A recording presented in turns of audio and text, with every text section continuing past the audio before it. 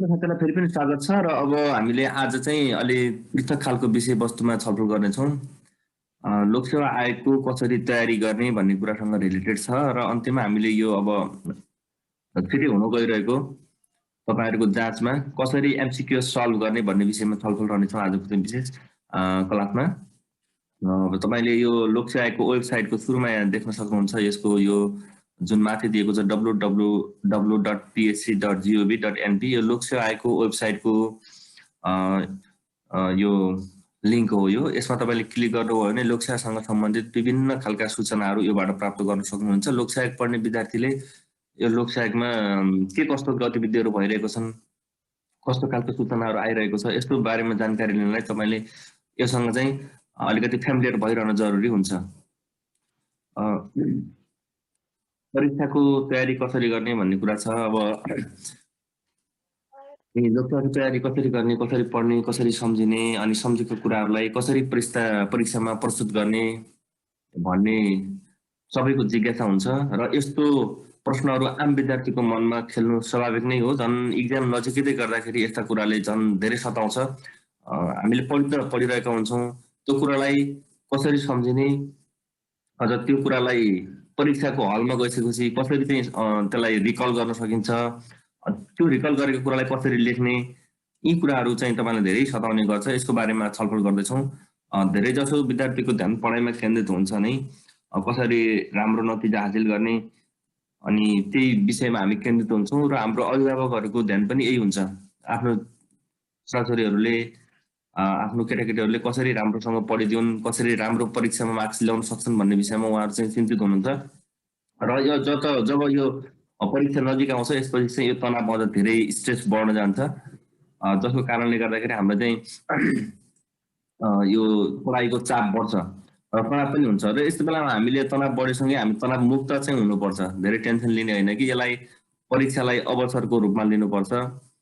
पढ्ने बेलामा जहिले पनि अब हामीले त तुरुन्तै तयारी गर्दैछौँ भने यो कुरा बेग्लै कुरा भयो। तर हामीले जस्तो अब हामीले अहिले चाहिँ बागमती प्रदेशको लोकसेवाको इक्जाम नजिकै छौँ, यति बेला यो सबै कुराहरू चाहिँ तपाईँलाई सुटेबल नहुन सक्छ। तर यदि हामीले पछि अलि लामो समय अगाडिदेखि नै हामीले परीक्षाको तयारी गरिरहेका छौँ भने अब आगामी दिनहरूमा अरू परीक्षाहरूमा पनि तयारी गर्ने बेला जहिले पनि हामी यो अहिले मैले जुन विषयमा छलफल गर्दैछु यो विषयमा केन्द्रित हुनुभयो भने त्यसले तपाईँलाई अवश्य पनि सहयोग गर्नेछ। सबैभन्दा पहिला त हामी टेन्सन फ्री हुनुपर्छ। हामीलाई कुनै पनि विषयको टेन्सन भयो भने त्यसले टेन्सनलाई धेरै सताउँछ। तर यो होइन कि हामीले मोटिभ हुनको लागि जहिले पनि हामीसँग सेटिस्फाइड गोल्सहरू, मोटिभ्सहरू हुन्छ, त्यसपछि हामीलाई चाहना हुन्छ होइन, त्यसपछि हामीलाई टेन्सन हुन्छ। टेन्सन भइसकेपछि हामीले एक्सन गर्छौँ, काम गर्छौँ र अन्तिममा हामीले गोल एकोम्प्लिसमेन्ट गर्छौँ। त्यो त्यस्तो खालको टेन्सन हुनु चाहिँ स्वाभाविक हो। तर अनावश्यक टेन्सन लिएर त्यो विषयमा रुमल लिने, त्यसै विषयमा धेरै पिर चिन्ता लिने, त्यो कारणले गर्दाखेरि चाहिँ हाम्रो समस्या उत्पन्न हुन सक्छ। त्यो भएर हामीले तनाव त लिने हो, तर हाम्रो गोललाई एकोम्प्लिस गर्नको लागि लिने टेन्सन अलिक फरक खालको टेन्सन हो। तर हामीले अनावश्यक टेन्सन र दिमाग टर्चर गऱ्यौँ भने त्यसले चाहिँ हामीलाई राम्रो गर्दैन। अर्को छ तालिका मिलाउने भन्ने कुरा छ होइन। हामीले पढ्ने कुराको सेड्युल मिलाउनु पर्छ। हामी पढ्ने कुरा हाम्रो हरेक कुराको चाहिँ सेड्युल चाहिँ मिलाउनु पर्छ, टाइमिङको ख्याल गर्नुपर्छ। सेड्युल बनाएर हामीले अध्ययन गर्ने बानी बसाल्यौँ भने आफ्नो सेड्युलमा हामी के हुन्छ त एउटा आदत बानी बसिसकेको हुन्छ। बानी अनुसार हाम्रो बानीलाई निरन्तर रूपमा एडप्ट गऱ्यौँ भने त्यो चाहिँ एकदम राम्रो हुन्छ। अर्को हामीले लेखेर अध्ययन गर्ने बानी चाहिँ जहिले पनि एकदम राम्रो र प्रभावकारी विधि हुन जान्छ। लेखेर हामीले खाली मुखले मात्रै पढ्ने गऱ्यौँ भने त्यो के हुन्छ भन्दा केही समयको लागि टाइमको लागि मात्रै स्मरण गर्न सकिने हुन्छ भने हामीले लेख्यौँ भने कि अझ धेरै समयको लागि सम्झिन सक्छौँ। र जहिले पनि हामीले अन्डरलाइन हाइलाइट गर्नुपर्छ। मुख्य कुराहरूलाई, त्यसको कोर कन्टेन्टहरूलाई हाइलाइट गर्ने, अन्डरलाइन गर्ने गऱ्यौँ भने हामीले खोजेको बेला सजिलै भेट्न सक्छौँ। र हाइलाइट गरेको ठाउँमा, अन्डरलाइन गरेको ठाउँमा हाम्रो आँखा चाहिँ डाइरेक्टली पर्छ, जसको कारणले गर्दाखेरि हामी कन्फ्युजन हुने, झुक्किने चाहिँ हुँदैन। र यो इक्जामको झन् नजिकै आउँदाखेरि रातैभरि अनिदो बसेर पढ्ने होइन, त्यस्तो गर्नु, अनि त्यसपछि सधैँ एउटै पोजिसनमा बसेर घुप्टो परेर बसेर पढ्नु अथवा बेडमा पढ्नु, त्यसले गर्दाखेरि बेडमा बसेर पढ्ने गर्दाखेरि हाम्रो हेल्थमा केही चाहिँ के हुन्छ त फिजिकल केही समस्याहरू आउन सक्छ। त्यो कारणले आफ्नो स्वास्थ्यको लागि पनि ख्याल गर्नु पर्यो। धेरै अनिदो बस्नु भएन होइन, खानपानको पनि त्यतिकै ध्यान दिनु पर्यो। त्यो हामी जनरल रूपमा अघि पछि गर्ने कुरा पनि हाम्रो हेल्थको चाहिँ केयर चाहिँ गर्नुपर्छ। अर्को हाम्रो अभिभावकले पनि हामीलाई उत्प्रेरणा दिने कुरा हुन्छ नि, अब पढिरहेको छ फेल हुने बित्तिकै सारा संसार सकियो भन्ने होइन कि अझै पनि धेरै बाटोहरू वेजहरू छ जसबाट हामीले केही गर्न सक्छौँ भन्ने खालको उत्प्रेरणा दिनुपर्छ। लोकसेवा पढ्ने मान्छेहरूलाई जस्तो आज 10,000 भन्दा बढी हुनु होला होइन लोकसेवा दिने, त्यसमध्येमा 100वटा सिट त छ नि जम्मै गरेर होइन, बाँकी त 9,900 जना त के हुने हो त, फेरि पनि एक अवस्थामा फर्किने हो। 100 जनाले मात्रै लोकसेवा पास गर्ने हो होइन। त्यो कारणले अभिभावकले पनि छोराछोरीहरूलाई आफ्नो केटाकेटीहरूलाई विद्यार्थीहरूलाई एउटा मोटिभको वातावरण चाहिँ बनाइरहनु पर्छ। अन्तिम विकल्प नै यही होइन कि तिमीहरूले यो बाहेक अरू चिज पनि गर्न सक्छौ, यो पनि पढ्नुपर्छ भन्ने खालको चाहिँ बनाइराख्नुपर्छ। अर्को हामीले जहिले पनि सकारात्मक सोचको विकास गर्नुपर्छ र आफूमा कन्फिडेन्स लेभल चाहिँ बढाउनुपर्छ। अर्को इक्जाम दिने मान्छे हामी जस्तै हुन्, सबै एउटै खालको मान्छे हुन्, सबैले यस्तै खालको अध्ययन गरिरहेका छन् भन्ने सोच्नु चाहिँ जरुरी छ। हामी जहिले पनि पोजिटिभ भाइब्स भएको सोचाइ चाहिँ राख्नुपर्छ। अर्को कुरा हामी जहिले पनि अनुशासित हुनुपर्छ र निरन्तर मेहनत गरिरहनुपर्छ। जुनसुकै कुरामा अनुशासित भएन भने त्यसले जीवनमा सफलता प्राप्त गर्न सकिँदैन। अनुशासन सँगसँगै हामीले निरन्तर मेहनत र अभ्यास पनि गर्नुपर्छ। निरन्तर मेहनत नगरेर सम्भवै छैन, मेहनत चाहिँ गर्नुपर्छ है त। अर्को बिर्सने बानीलाई न्यूनीकरण गर्नको लागि बारम्बार त्यही वस्तुलाई घोक्ने हेरिराख्ने त्यस्तो चाहिँ गर्नुपर्ने हुन्छ। बिर्सने बानीलाई कसरी हटाउन सकिन्छ भन्दा बारम्बार त्यही वस्तु हेरिराखेपछि बिर्सिनु हुँदैन नि त। एकपटक हेरेपछि दुईपटक हेरेपछि बिर्सिने हो, धेरै पटक त्यसलाई राम्रोसँग त्यसको एनालाइसिस गर्ने हो भने त्यो बिर्सिने चाहिँ अलिकति कम हुन्छ। र केही विषयवस्तुहरू घोक्न पर्ने हुन्छ नि, त्यो घोक्न पर्ने विषयवस्तुलाई घोक्नु नै पर्छ। जस्तो पारासिटामोलको डोज कति हो भनेपछि 500 mg हो होइन, अथवा टिडिएस एसओएस खाइन्छ भन्ने जानकारी छ, त्यो त घोक्नै पर्यो नि, नघोकेर बुझेर मात्रै हुन्छ हुँदैन नि। जस्तो अर्को जस्तो हाम्रो शरीरमा ब्लड सर्कुलेसन कसरी हुन्छ भन्ने कुरा त हामीले फिजियोलोजी बुझ्यौँ भने पनि हुन्छ नि त होइन। जस्तो अर्को युरिन फर्मेसन कसरी हुन्छ भन्ने युरिन फर्मेसनको फिजियोलोजी बुझ्यौँ भने त्यो चाहिँ हामीले बुझ्न सक्ने हो, त्यो बुझ्ने कुरा हो। तर कुनै डेटहरू कुनै एक्ज्याक्ट न्युमेरिकल डाटाहरू त्यसलाई चाहिँ हामीले के गर्नुपर्छ, घोक्नै पर्ने हुन्छ। नघोकेर सकिँदैन, घोक्नै पर्ने विषयवस्तुलाई घोक्नुपर्छ। केही बुझ्नुपर्ने विषयवस्तु पनि हुन्छ त्यसलाई हामीले बुझेर अध्ययन गर्नुपर्ने हुन्छ। अर्को वस्तुगत प्रश्नको तयारी गर्ने, अरू लोकसेवा पढ्ने व्यक्तिहरूको जस्तो अरू फिल्डको जस्तो यसमा खालि लेख्ने मात्र नभएर वस्तुगत प्रश्नहरू नभएर हाम्रो चाहिँ वैकल्पिक प्रश्नहरू धेरै आउने भएको हुनाले हामीले वैकल्पिक प्रश्नहरू बनाएर मल्टिपल अप्सन भएका क्वेसन्सहरू चाहिँ अध्ययन गर्ने बानी बसाल्नुपर्छ। र हामीले पढिरहेको च्याप्टरबाट कस्ता खालका प्रश्नहरू आउन सक्छन् भनेर अनुमान गर्ने होइन, कस्ता खालका प्रश्नहरू सोधिएका छन् त्यो चिजलाई पनि हेर्ने र सल्भ गर्ने कोसिस पनि गर्नुपर्छ। अर्को समस्यामा विषयलाई अलिक बढी फोकस गऱ्यो भने स्वास्थ्यमा त्यस्तो समस्यामा विषयहरू एकदमै नयाँ भएको चिजहरू एकदमै धेरै आउने भन्ने त हुँदैन। केही विषयहरू जस्तो अहिले हाम्रो कोरोनाको महामारीको पेन्डेमिकको पिरियड चाहिँ यो बेलामा चाहिँ कोरोनालाई अलिकति फोकस गऱ्यौँ भने राम्रो होइन। त्यसै अहिले चलिरहेको डाटाहरू हुने भयो होइन, समस्यामा विषयहरू अहिले पछिल्लो समयमा भएको डाटाहरू के छ त्यो अपडेट भयो भने त्यसलाई पनि अलिकति फोकस गर्ने भने राम्रो हुन्छ। र सिक्ने बेला जहिले पनि हामीले सजिलोबाट अप्ठ्यारोतिरको विषयवस्तुतिर जानुपर्छ। हामीले सुरुमा अप्ठ्यारो विषयवस्तु सिलेक्सन गऱ्यौँ भने पछि पढ्नलाई सुरुमा यस्तो अप्ठ्यारो छ भनेर मन मर्छ होइन, यो गर्न सक्दिनँ क्या भन्ने नैराश्यता आउँछ। त्यो कारणले पहिला आफूले जानेको सजिलो विषयवस्तुबाट सिलेक्सन गरेर बिस्तारै अप्ठ्यारोतिर गयौँ भने त्यो चाहिँ राम्रो हुन्छ। जहिले पनि यो एउटा लर्निङ गर्ने बेलामा सुरुमा नोनबाट अननोनतिर जानुपर्छ। आफूले जानेको विषयवस्तुबाट बिस्तारै अप्ठ्यारो विषयवस्तुतिर डेप्थली जानुपर्छ। पहिला सुपरफिसियली पढ्दै गएकोले अलिअलि त जानकारी हुन्छ अनि त्यसलाई बिस्तारै डिपली बनाउँदै जाने हो। र हामीले पढ्ने क्रममा पुस्तकको पनि त्यतिकै महत्त्वपूर्ण एकदमै के हुन्छ भाइटल रोल हुन्छ। हामीले सिलेक्सन पुस्तकको सिलेक्सन चाहिँ सही सिलेक्सन चाहिँ गर्नुपर्ने हुन्छ। अब यो हाम्रो उत्तर लेख्ने भन्दा पनि एमसिक्युएस बढी बनाउने भएको हुनाले एमसिक्युएसबाटै प्रश्न सोधिने भएको हुनाले एमसिक्युएस कस्तो खालको एमसिक्युएसहरू हुन सक्छन् योबाट होइन, कस्तो खालको सोधिएका छन् यो कुरा चाहिँ ख्याल गर्नुपर्ने हुन्छ। र आफूले पनि सब्जेक्ट पढिसकेपछि विषयवस्तु पढिसकेपछि योबाट यस्तो खालको क्वेसनहरू बन्न सक्छ भनेर आफैले कोसिस बनाउने, त्यसमा 4वटा अप्सनहरू बनाएर चाहिँ हामीले पढ्न सक्यौँ भने त्यो चाहिँ अझ फलदायी हुन्छ। पाठ हुबहु घोक्ने प्रयास गरियो भने त्यो अलिकति निरर्थक हुन सक्छ। सबै पाठहरू घोक्न पनि सकिँदैन। धेरै पाठ घोक्न थालियो भने धेरै सूचनासँग आबद्ध भयो भने केही सूचनाहरू आफै पनि लस भएर जान्छ, सम्झिन सकिँदैन होइन। त्यही भएर पुरै पाठ घोक्नु चाहिँ पर्दैन, बरु पढेको कुरालाई बुझ्ने, अब कसरी हुन्छ सम्झिन सक्ने अभ्यास गर्ने चाहिँ गर्नुपर्छ र आफूलाई अप्ठ्यारो लाग्ने विषयमा बढी समय दिनुपर्छ। जस्तो आफूलाई जुन विषय चाहिँ अलिक अप्ठ्यारो लाग्छ त्यो विषयलाई धेरै समय दियो भने त्योसँग फ्यामिलियर बनिन्छ होइन, अनि त्यसपछि चाहिँ त्यसको लागि चिन्ता लिनु पर्दैन। अब 21औं शताब्दीमा हामीले यो जुन टेक्नोलोजीसँग हामी एकदमै फ्यामिलियर छौँ र यी टेक्नोलोजी हामीसँग जुन धेरै छन्, ल्यापटप छ, मोबाइल छ होइन, अब त्यसै गरी टिभी हुन सक्ने भयो, अरू थुप्रै छन्। अब टिभी सिरियल हेर्ने हुन्छ कसैलाई होइन, कसैलाई सोसल साइट होला, कसैलाई गेम मनपर्ने होला होइन। यस्तो बेलामा चाहिँ इक्जाम आइरहेको बेलामा त्यो चिजलाई फर्स्ट प्रायोरिटी दिनु भएन। हजुरले केलाई भ्यालु गरेर भ्यालु दिइरहनु भएको छ, भ्यालुमा जहिले पनि दुईटा कुरा हुन्छ होइन, एउटा चिजलाई कम प्राथमिकता, अर्को चिजलाई अलिकति बढी प्राथमिकता दिने हो। तपाईँलाई यो मनोरञ्जनतिर अथवा यसरी सोसल साइटतिर धेरै ध्यान भयो र पढ्ने कुरामा चाहिँ अलिकति कम ध्यान भयो भने तपाईँको के हुन्छ, पहिलो प्राथमिकता यी चिजहरू पऱ्यो भने तपाईँको ध्यान कन्सन्ट्रेसन हुँदैन, तपाईँलाई कन्सन्ट्रेट गर्न सक्नुहुन्न, अध्ययन गर्न सक्नुहुन्न। त्यो कारणले यो चिजलाई चाहिँ अहिलेको लागि मेरो फर्स्ट प्रायोरिटी भनेको जाँचको लागि चाहिँ के गर्नुपर्छ भनेर तपाईँले पढ्ने कुरामा चाहिँ फोकस हुनु पर्यो होइन। धेरै फोनमा बिजी हुने, फोनले पनि त एउटा कुराले मान्छेले एउटा भन्छ अनि अर्को मान्छेले अर्को कुरा भन्छ। त्यो प्रत्येक मान्छेका कुराहरू सुन्दै जाँदाखेरि त धेरै कुराहरू आउँछन्, तिनलाई अलिकति प्रत्येक विषयवस्तुको थोरै कुरासँग दार्जिँदा पनि हाम्रो दिमाग चाहिँ के हुन्छ, बाँडिन्छ, धेरै ठाउँमा अरूको कुरा चाहिँ सुन्नुपर्ने हुन्छ।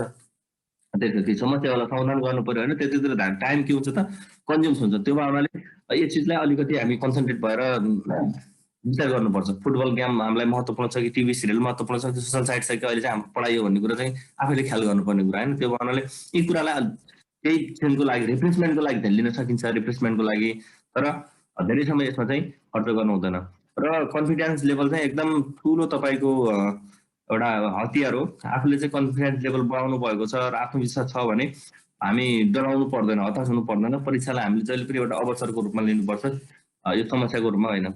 र अर्को मैले धेरै पहिला पनि भनेको थिएँ सुरुमा, अब कति साथी हुनुहुन्थेन, पढ्ने बेलामा 8वटा सीमा आधारित भएर पढ्नुपर्छ भन्ने कुरा छ। अब सशर्त भन्दाखेरि चाहिँ उदाहरणसहित चाहिँ म भन्छु तपाईँलाई, जस्तो एउटा सिको कुरा गर्दाखेरि कन्टेन्ट भनेको छ सिलेबस। हामीले कहाँ कुन विषयवस्तुमा यो हामीले लोकसेवाको मात्रै नभएर अरू ठाउँमा पनि कहिलेकाहीँ त हामीले विद्यालय नर्सको इक्जाम दिउँला होइन, नभए अरू कुनै सङ्घ संस्थाको हुनसक्छ, अरू ठाउँमा पनि हुनसक्छ, लोकसेवाको पनि हुने भयो होइन। त्यसै गरी कहिलेकाहीँ त के हुन्छ, त्यो इन्ट्रान्स एक्जामिनेसन हुन्छ, त्यो बेलामा हामीले कुन विषयवस्तुको अथवा कुन फ्याकल्टीको इक्जाम जाँच दिँदैछौँ त्यसको चाहिँ सिलेबस हुन, त्यसको कन्टेन्ट हुन एकदम जरुरी छ। सबैभन्दा ठुलो हतियार हो यो चाहिँ, स्केलेटन हो यो स्टडीको स्केलेटन, मेरुदण्ड नै हो है त। त्यही सिलेबस चाहिँ हामीलाई चाहिन्छ, सिलेबसमा भएको चिज चाहिँ थाहा पाउनुपर्छ। अरू त्यसपछि कन्सेप्ट गर्नुपर्छ, पाठ्यक्रममा भएका विषयवस्तुको अर्थ के हो, यसको परिभाषा के हो, कसरी चाहिँ यसको विकास भयो, यो कुराहरू चाहिँ हामीले हेर्नुपर्ने हुन्छ। हाम्रो कोर, अर्को सी भनेको कोर हो। कोर भनेको यसको वास्तविक तत्त्व, गुदी, भित्रको गुदी के हो यसको होइन, यसको मुख्य विषयवस्तु के हो, मुख्य तत्त्व हामीलाई मियो भन्छौँ होइन। जस्तो फुल माला जोड्ने बेलामा मालाहरू त भइरहेको हुन्छ, मालालाई जोडेर राख्ने भित्रपट्टिको एउटा धागो हुन्छ नि, हो त्यो कोर विषयवस्तु होइन। यो भित्रको मुख्य तत्त्व चाहिँ के हो, त्यो चाहिँ हामीले पढ्नुपर्ने हुन्छ। अर्को कभरेज गर्दाखेरि हामीले के पढ्नुपर्छ भन्दाखेरि यसको कुनै पनि विषयवस्तुको त्यसको इन्ट्रोडक्सन होला, माइलस्टोन होला, अहिलेको करेन्ट स्टाटस के छ होइन, यसको फाइदा बेफाइदाहरू के छन् होइन।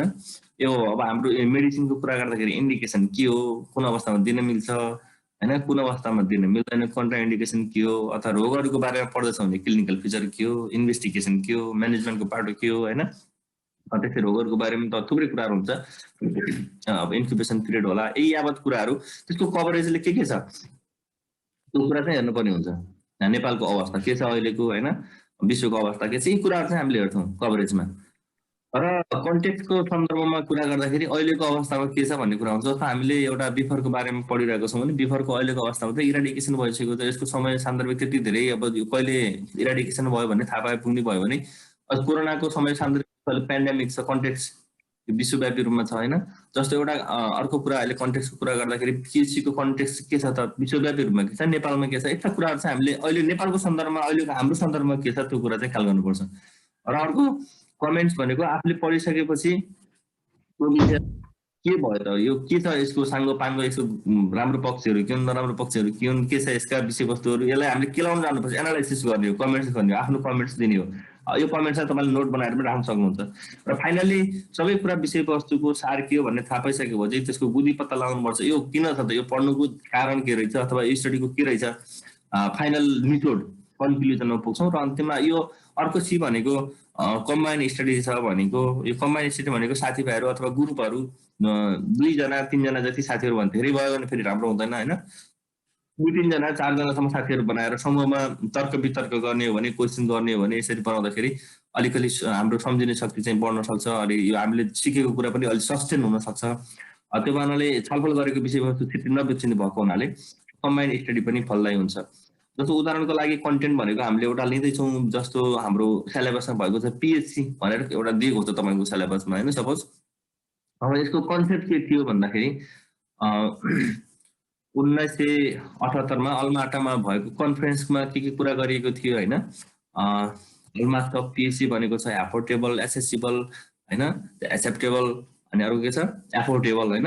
यो 4वटा एलाई समुदाय स्तरमा उनीहरूको प्रत्यक्ष सहभागितामा होइन, उनीहरूको जनसमुदायको प्रत्यक्ष सहभागितामा उनीहरूको खर्चले धान्न सक्ने, उनीहरूले सजिलैसँग प्राप्त गर्न सक्ने, स्थानीय स्रोतहरूको परिचालन गरेर उनीहरूकै ठाउँमा दिन सकिने खालको सर्वसुलभ खालको सेवा नै पिएचसी हो भनेर भनेको छ नि त होइन। त्यसको कन्सेप्ट त्यस्तो खालको छ भने यसको कोर कुरा भनेको 2000 सम्ममा सबैलाई स्वास्थ्य किनभने यसको चाहिँ मेन गोल चाहिँ थियो होइन। यसको कोर कुरा भयो भने अब कभरेजमा हामीले यसको डिफिनेसन के हो, इलिमेन्ट्स के हो, यसको प्रिन्सिपल्सहरू के हुन्, नेपालमा यसको माइलस्टोन के छ, यी कुराहरू चाहिँ हेर्न सक्ने भयो। अब कन्टेक्स्ट नेपालको सन्दर्भमा चाहिँ अब जस्तो पिएचसीको नेपालको सन्दर्भमा हामीले त हेल्थ केयर डेलिभरी सिस्टम त हाम्रो कस्तो छ त, गभर्मेन्टले हाम्रो नेपालमा स्वास्थ्यका कार्यक्रमहरूलाई कसरी जनताको घर दैलोसम्म पुर्याएको छ, कसरी चाहिँ स्वास्थ्य सेवा दिइरहेको छ, प्राइमेरी हेल्थ केयर कसरी प्रोभाइड गरिरहेको छ भन्दाखेरि कुनै हस्पिटल होला, कुनै पिएचसी होला, कुनै हेल्थ पोस्ट होला होइन, कुनै पिएचसी ओआरसीहरू यिनीहरू चाहिँ दिइरहेको छ होइन। यस्तो तरिकाबाट दिइरहेको छ नेपालको सन्दर्भमा। जस्तो अर्को नेपालको सन्दर्भमा कुरा गर्दाखेरि हाम्रो यो अल्माटा कन्फरेन्स चाहिँ यसको इलिमेन्ट्सहरू 8वटा भनेर भनिएको छ, तर नेपालको सन्दर्भमा त्यो भन्दा प्लस पनि एड गरिएको छ होइन। हो त्यो त नेपालको सन्दर्भको कुरा गर्दाखेरि हाम्रो कन्टेक्स्ट कुन कन्टेक्स्टमा हेर्दैछौँ त्यो कुरा चाहिँ कन्टेक्स्ट सन्दर्भको कुरा है त। अर्को कमेन्ट्स, तपाईँले कमेन्ट गर्न सक्नुहुन्छ पिएचसी भनेको एउटा के रहेछ त सर्भिस रहेछ, पिएचसी भनेको के रहेछ त यो सेन्टर जहाँ चाहिँ डाक्टरको दरमा दिन्छ त्यो ठाउँ रहेछ, पिएचसी ओआरसी भनेको गाउँघर क्लिनिक रहेछ। यी चाहिँ फरक कुरा रहेछ। तपाईँको कन्क्लुजन भयो भने पढिसकेपछि होइन। र यो चाहिँ के हुन्छ तपाईँको कमेन्ट यस्तो यस्तो रहेछ होइन, विश्वमा चाहिँ यस्तो रहेछ, नेपालमा यस्तो रहेछ, यसको योदेखि अहिलेसम्मको माइलस्टोन यो रहेछ भन्ने कुरा चाहिँ बुझ्न सक्नु, कमेन्ट्स गर्न हुने भयो। अब कन्क्लुजनमा अन्तिममा तपाईँले पास्ट क्वेसन्सहरू हेर्न सक्नुहुने भयो, मोडल क्वेसन्स हुने भयो, प्रोबेबल क्वेसन्सहरू हुन सक्ने भयो। त्यहाँबाट नोट तपाईँले के गर्न सक्नुहुने भयो, क्रिएट गर्न सक्नुहुने भयो। अन्त्यमा यो यसलाई चाहिँ छलफल गरेर पढियो भने अझै के हुनसक्छ, प्रभावकारी हुनसक्छ है कम्बाइन्ड स्टडी। यो रुल छ। अर्को तपाईँलाई पढ्ने मेटेरियल्सहरूको कुरा गर्दैछु मैले, सेल्फ स्टडी मेटेरियल्सहरू। सबैभन्दा पहिलो तपाईँको लागि आवश्यक पर्ने बुक्सहरू भनेको टेक्स्ट बुक नै हुन्, जुन तपाईँले एकाडेमिक क्वालिफिकेसन, एकाडेमिक सर्टिफिकेट लिने बेलामा पढ्नु भएको छ। ती बुकहरू नै तपाईँको पहिलो रोजाइमा राख्नुपर्छ। तिनैबाट प्रश्नहरू सोधिने जम्मे होइन। झन् हाम्रो त यो टेक्निकल भएको हुनाले, टेक्निकल पार्ट भएको हुनाले हामीले जे पहिला पढेको छौँ त्यही विषयवस्तुबाट प्रश्नहरू सोधिने भएको हुनाले तिनै विषयमा चाहिँ मेनली फोकस हुनुपर्छ। जस्तो अरू विषयहरू छन्, सबैको आफ्नो होला, आयोको छुट्टै होला होइन, अनमीको छुट्टै या चाहिँ स्टाफमा आफ्नो फ्याकल्टी अनुसार चाहिँ फरक फरक विषयवस्तु छन्।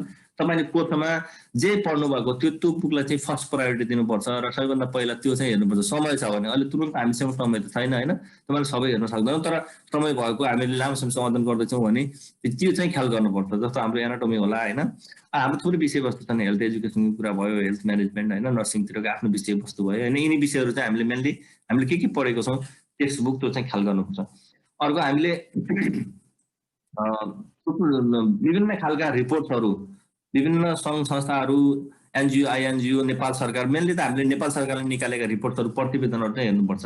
जस्तो हाम्रो स्वास्थ्य सेवा विभागले निकालेको वार्षिक प्रतिवेदनलाई हेर्नु छुटाउनु भएन। नेपाल ट्युबरकुलोसिस कन्ट्रोल सेन्टर छ, उसले निकालेको रिपोर्ट भयो होइन। त्यसै गरी नेपाल डेमोग्राफिक हेल्थ सर्वे भयो, अरू सर्वेहरू पनि गरिएका हुन्छन्। ती सर्वेहरूमा के कस्तो खालको उल्लेख गरिएको छ नेपालको सिचुएसन, त्यो पनि हामीले हेर्नुपर्छ, हेल्थ रिलेटेड है त। म्यानुअल गाइडलाइन प्रोटोकल पनि हाम्रो लागि त्यति नै उपयोगी छन्। अरू गाइड भन्दा यिनीहरू चाहिँ महत्त्वपूर्ण हुनुपर्छ। जस्तो टिबी-आइएमएनसीको भयो, टिबीको ट्रिटमेन्टको कुरा, प्रोटोकलको कुरा होइन, लेप्रोसी ट्रिटमेन्ट, थुप्रै कुराहरू छन्, मलेरिया ट्रिटमेन्टको कुरा, रेबिज भ्याक्सिनको कुरा, एक्लाम्सिया म्यानेजमेन्टको कुरा होइन, यी जति पनि हाम्रा रोगहरू डिजिजहरूको हामीले उपचार गर्छौँ ती सबैको आफ्नो आफ्नो के छ त प्रोटोकल छ। त्यो प्रोटोकललाई हामीले ख्याल गर्नुपर्ने हुन्छ होइन। जस्तो न्युट्रिसनको होला होइन, न्युट्रिसनको प्रोटोकल कस्तो खालको छ, भिटामिन ए को होला, सबैको आफ्नो आफ्नो के छ त प्रोटोकल छ। त्यो प्रोटोकलमा कस्तो खालको चाहिँ व्यवस्था उल्लेख गरिएको छ त्यसलाई हामीले मध्यनजर गरेर त्यो पनि पढ्नुपर्ने हुन्छ। र त्यहाँ भएका औषधि अब अहिले पढ्ने साथीहरूले त्यहाँ उल्लेख प्रयोग गरिने औषधिहरूको चाहिँ मेनली डोजहरू, त्यसको के छ इन्डिकेसनहरू, कन्ट्रा इन्डिकेसनहरू, साइड इफेक्टहरू, त्यो चाहिँ टोटल्ली हामीले थाहा पाउनुपर्ने हुन्छ। अर्को धेरै गहिरो विषयवस्तुमा चाहिँ हामीले हेरिरहेका हुन्छौँ, हामीले सुपरफिसियल्ली हामीले हेरिरहेको हुँदैनौँ होइन। जस्तो सिबिएमसीमा परेको हुने जिङ्कको बारेमा मलाई थाहा छैन, तर हामीले क्यान्सरमा परेको हुने, पार्किन्सनमा परेको हुने, पार्किन्सन डिजिजमा परेको हुने औषधिको बारेमा सोच्न खोजिरहेको हुन्छौँ। त्यो चाहिँ अलिकति राम्रो होइन, किनभने हामीलाई चाहिने हाम्रो सुइटेबल भनेको हाम्रो लागि भनेको त त्यही हो नि त। सिबिएमसीमा परेको हुने औषधिहरूको बारेमा हामीलाई धेरै चाहिएको छ होइन। त्यही भएर त्यसको चाहिँ मेनली फोकस हुने, त्यो नपढ्ने भनेको पार्किन्सनको बारेमा पढ्दै नपढ्ने, क्यान्सरको बारेमा नपढ्ने भनेको होइन कि त्यो पनि पढ्ने, तर मेनली फोकस हुनुपर्ने विषयमा चाहिँ फोकस हुनुपर्ने। अर्को हाम्रो नोट र ह्यान्डआउटहरू पनि कलेक्ट गर्नुपर्छ। हाम्रो कलेजबाट दिने, इन्स्टिट्युटबाट दिने, अरू कुनै ठाउँबाट पनि आउन सक्छ होइन। तिनीहरू नोट र ह्यान्डआउटलाई पनि हामीले कम्पाइल गरेर पढ्नुपर्ने हुन्छ। अब गाइड बुक्स त्यसपछि चाहिँ बल्ल हामीले गाइड बुक्सहरू हेर्न सक्ने भयौँ। लोकसेवा प्रिभिलेजको लागि रिभाइज गरिएका अलि धेरै एडिसन भएको अपडेटेड होइन त्यस्तो खालको बुकहरू चाहिँ हामीले सेलेक्सन गर्नुपर्छ। अर्को हामीले अब हेर्नै पर्ने कुराहरू भनेको प्लान पोलिसिजहरू। अहिलेको सन्दर्भमा कुरा गर्दाखेरि हाम्रो 15औं राष्ट्रिय जुन योजना आयोगले बनाएको 15औं योजना अवधिको छ प्लान पिरियड छ, त्यसलाई पनि हामीले के गर्नुपर्छ त हेर्न पर्ने हुन्छ।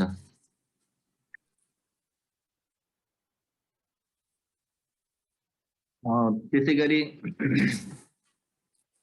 जस्तो अब त्यो भयो एउटा, अनि अर्को छ सस्टेनेबल डेभलपमेन्ट गोल्सको हेर्न सक्ने भयौँ, नेपाल हेल्थ सेक्टर प्रोग्रामको प्लानको हेर्ने भयौँ होइन। अरू हेल्थ रिलेटेड पोलिसी पनि हामीले हेर्न सक्छौँ। को साथीले गरिरहनु भएको छ प्लिज नगर्नु त, तपाईँले गर्दाखेरि मलाई यहाँ टाइम कन्ज्युम हुन्छ, या अरू चाहिँ गर्नु हटाउनलाई टाइम जान्छ है त। कसले यो गरिरहेको रातो गरेको कसले हो? अभियान साई र त्यहाँ नाम देखाइरहेको रहेछ। हजुर लेख्नु भएको मेटाउनलाई टाइम लाग्छ कि फेरि यो?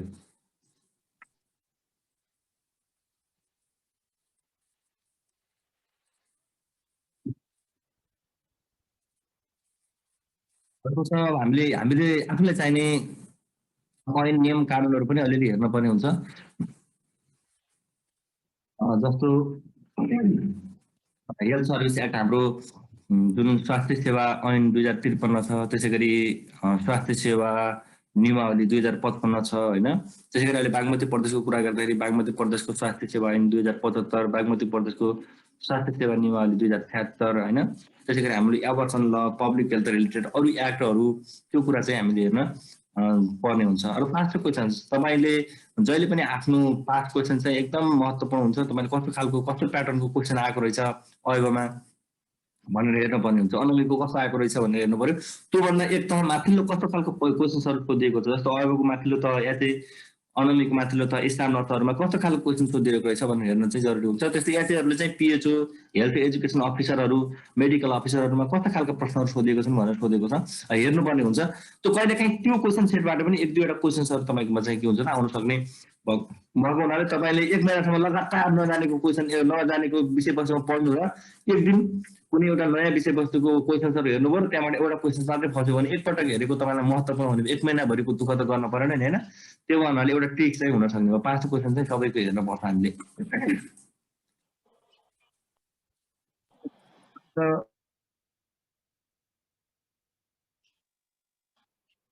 यसपालि बीपीएचमा पनि सीएमए क्वेसन आएको थियो नि सर, एउटैटा।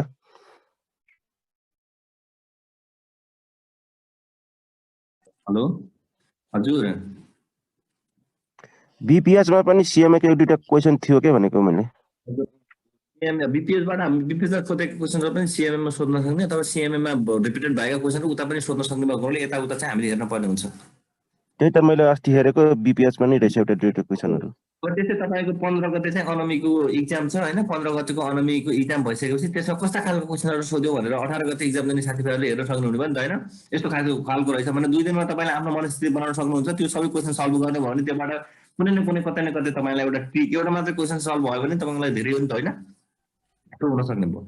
अब थोरै समयमा अहिले त पछि लामो समयसम्म पढ्ने साथीहरूको लागि अहिले तुरुन्तको लागि चाहिँ होइन होइन, अब तुरुन्तै 10 दिनको लागि यो भन्न खोजेको होइन, तर तपाईँसँग समय छ 4 महिना जति छ सपोज होइन, अलि लामो समय प्रिपरेसन गर्दै हुनुहुन्छ 2 महिना जति छ भने त्यति बेलामा धेरै बुकहरू हुन्छन् कसरी पढ्ने। अघि भनेको जस्तो हाम्रो टेक्स्ट बुक हुन सक्ने भयो, प्लान पोलिसीहरू गाइडलाइनहरू प्रोटोकलहरू गाइड बुकहरू पनि हुने भयो, अरू नोट्सहरू हुन्छन् होइन। ती सबैलाई कसरी पढ्न सक्छौँ भन्दा हाम्रो धेरै हुन्छ मेटेरियलहरू, त्यो सेलेक्सन भइसकेपछि कसरी पढ्ने भन्ने कुरा चाहिँ मैले यहाँ राखेको छु एउटा फिगर बनाएर।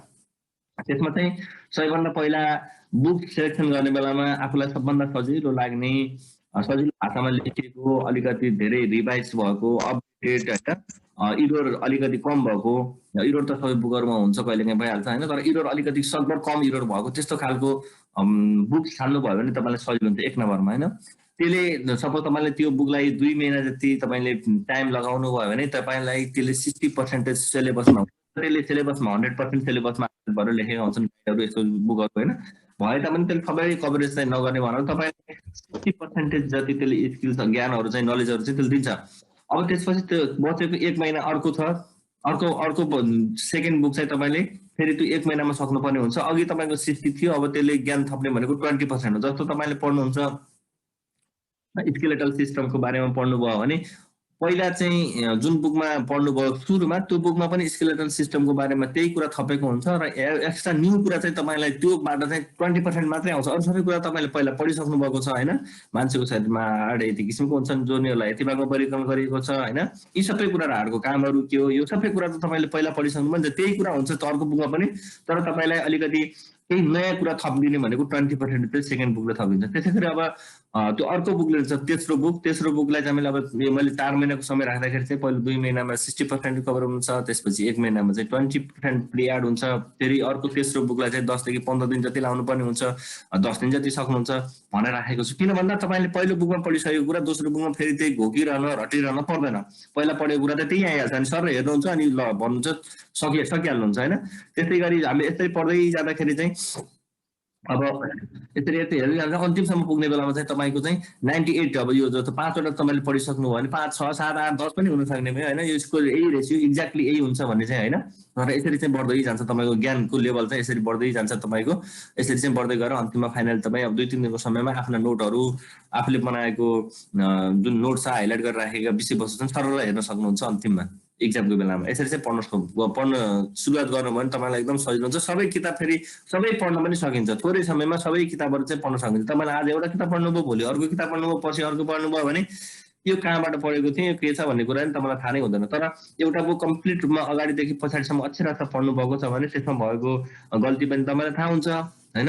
यसमा यो चिज यो च्याप्टरको यतापट्टि यो विषयवस्तु रहेछ भन्ने सिलेबस सहीको तपाईँ कन्ट्रोल गरिहाल्नुहुन्छ सबै कुरा, धेरै कुरा यसपछि आउँदो रहेछ। फ्लो हुन्छ नि एउटा पढ्ने, त्यो फ्लोमा हुन्छ। अनि तपाईँले नोट गरेर राखेको हुन्छ, अगाडिदेखि पछाडिसम्म आफ्नो नोट बनाइसक्नुमा हुन्छ। त्यसपछि दोस्रो बुकमा पनि त्यही कुरा केही कुरा थप्नुहुन्छ, तेस्रोमा अलिक कम थपिन्छ, चौथोमा अलिक कम, पाँचौँमा कम, छैटौँमा, सातौँमा यसरी कम हुँदै तपाईँको के हुन्छ त तपाईँ ज्ञान बढ्दै जान्छ, पढ्नुपर्ने विषयवस्तुहरू घट्दै गर्दै जान्छ होइन। यसरी पढ्नुभयो भने एकदमै सजिलो हुन्छ। र अब पढ्ने बेलामा यी कुराहरू पनि ख्याल गर्नुपर्छ। अब सिलेबसको कुरा त मैले भनिहालेँ होइन। अहिलेको सिलेबस एनएमको, एचएको, स्टाफ नर्सको, पिएचएनको, इन्ट्रान्सको हुन सक्ने भयो अथवा अरू केहीको सिलेबस पनि हुनसक्छ। त्यसै गरी हामीले त्यो सँगसँगै जब डिस्क्रिप्सन आफ्नो गर्नुपर्ने कामहरू के छन् होइन। जस्तो अहिले अनमीको कामहरू 17वटा कामहरूको बारेमा 2052 सालमा एमएसपीले बनाइदिएको जुन छ त्यो त्यसमा चाहिँ फरक छ एमएसले बनाइदिएकोमा होइन। अब अयबहरूको चाहिँ फरक छ होइन। आफ्नो जब डिस्क्रिप्सनभित्र के पर्छन् त्यो कुरा हेर्न पर्यो। अर्को पास्ट क्वेसन्स प्याटर्न त मैले अघिदेखि भनिरहेको छु, पास्ट क्वेसन्स कस्तो खालको क्वेसन्स सोधेको छ त्यो हेर्न पर्यो। रिलिभेन्ट एक्जामिनेसन क्वेसन्स भनेको आफ्नो जस्तै तहको, जस्तो अयबको उतै हरेको अनमीको हुन सक्ने भयो, ल्याब असिस्टेन्टको पनि हुन सक्ने भयो होइन। अरू एचएहरूको तिनीहरूको रिलिभेन्ट एक्जामिनेसनसँग रिलेटेड क्वेसन्सहरू कस्ता छन् त ती पनि हेर्न सक्नुहुने भयो। अनि आफूले पाउने विधाहरूको बारेमा होइन, अर्गानोग्राम स्ट्रक्चरको बारेमा जुन तपाईँको सिलेबसमा नभए पनि यी कुराहरू चाहिँ पढ्नुपर्ने हुन्छ। अर्को रिसेन्ट हेल्थ रिलेटेड डाटाहरू, फ्याक्ट सिटहरू होइन, जनगणना हेर्न सक्नुहुने भयो, एनडिएचएसको हेर्न सक्नुहुने भयो, डिएचएसको हेर्न सक्नुहुने भयो। यो चाहिँ डाटाहरू पनि हेर्नुपर्ने हुन्छ। सर कुनै सर्वे भएको छैन, सर्वेको त त्यही हेर्नुपर्ने हुन्छ। अब यो त हामीले के पढ्ने भन्ने कुरामा छलफल गऱ्यौँ भने अब यो हामीलाई चाहिँ अहिले त जति पढे पनि अन्तिममा 4 वटा अप्सन आउँछन्, 4 वटा अप्सन मध्ये कुनै एउटा चाहिँ हामीले चुज गर्ने हो। कसरी चाहिँ एमसिक्यूसलाई हामीले सही सिलेक्सन गर्ने, सही आन्सर चाहिँ पत्ता लगाउने भनेर कसरी एमसिक्यूसलाई ट्र्याक गर्ने भनेर केही चाहिँ यहाँ चाहिँ मैले आइडियाहरू, केही अनुभवहरू चाहिँ यहाँ सेयर गर्न खोजेको छु। जस्तो हाम्रो हामीले दिने चाहिँ दुई खालको चाहिँ हामीसँग के हुन्छ त एन्सर सिट हुन्छ। एन्सर सिट भर्ने बेला पनि हामीले केही कुरा चाहिँ ख्याल गर्नुपर्ने हुन्छ है त। एमसिक्यूएसहरू गर्ने बेलामा प्रायः जसो अहिले चाहिँ ओएमआरबाट गरिने भएको छ। बागमती प्रदेशमा चाहिँ अहिले चाहिँ योभन्दा पहिला एक्जाम भएका जति साथीहरूको छैन अहिले तुरुन्तै तिनीहरूको फरक खालको छ अहिले म देखाउँछु। यसमा चाहिँ ओएमआर सिट हुन्छ, अप्टिकल मार्क रिकन्सिलिएसन हुन्छ। त्यो चाहिँ मेसिनले नै आफै थाहा पाउँछ, यो हामीले सेट गरिदिएको हुन्छौँ पहिला, अनि त्यो सेट गरे अनुसारको एन्सर सेट गरे अनुसारको यतिमा यो हामीले गोलो जुन लगाएको छौँ त्यो अनुसार चाहिँ हामीले चाहिँ के गर्छ त मेसिनले थाहा पाएर आफै रिड गरेर राखिदिन्छ। जस्तो यो हेर्नु त यो फर्स्टमा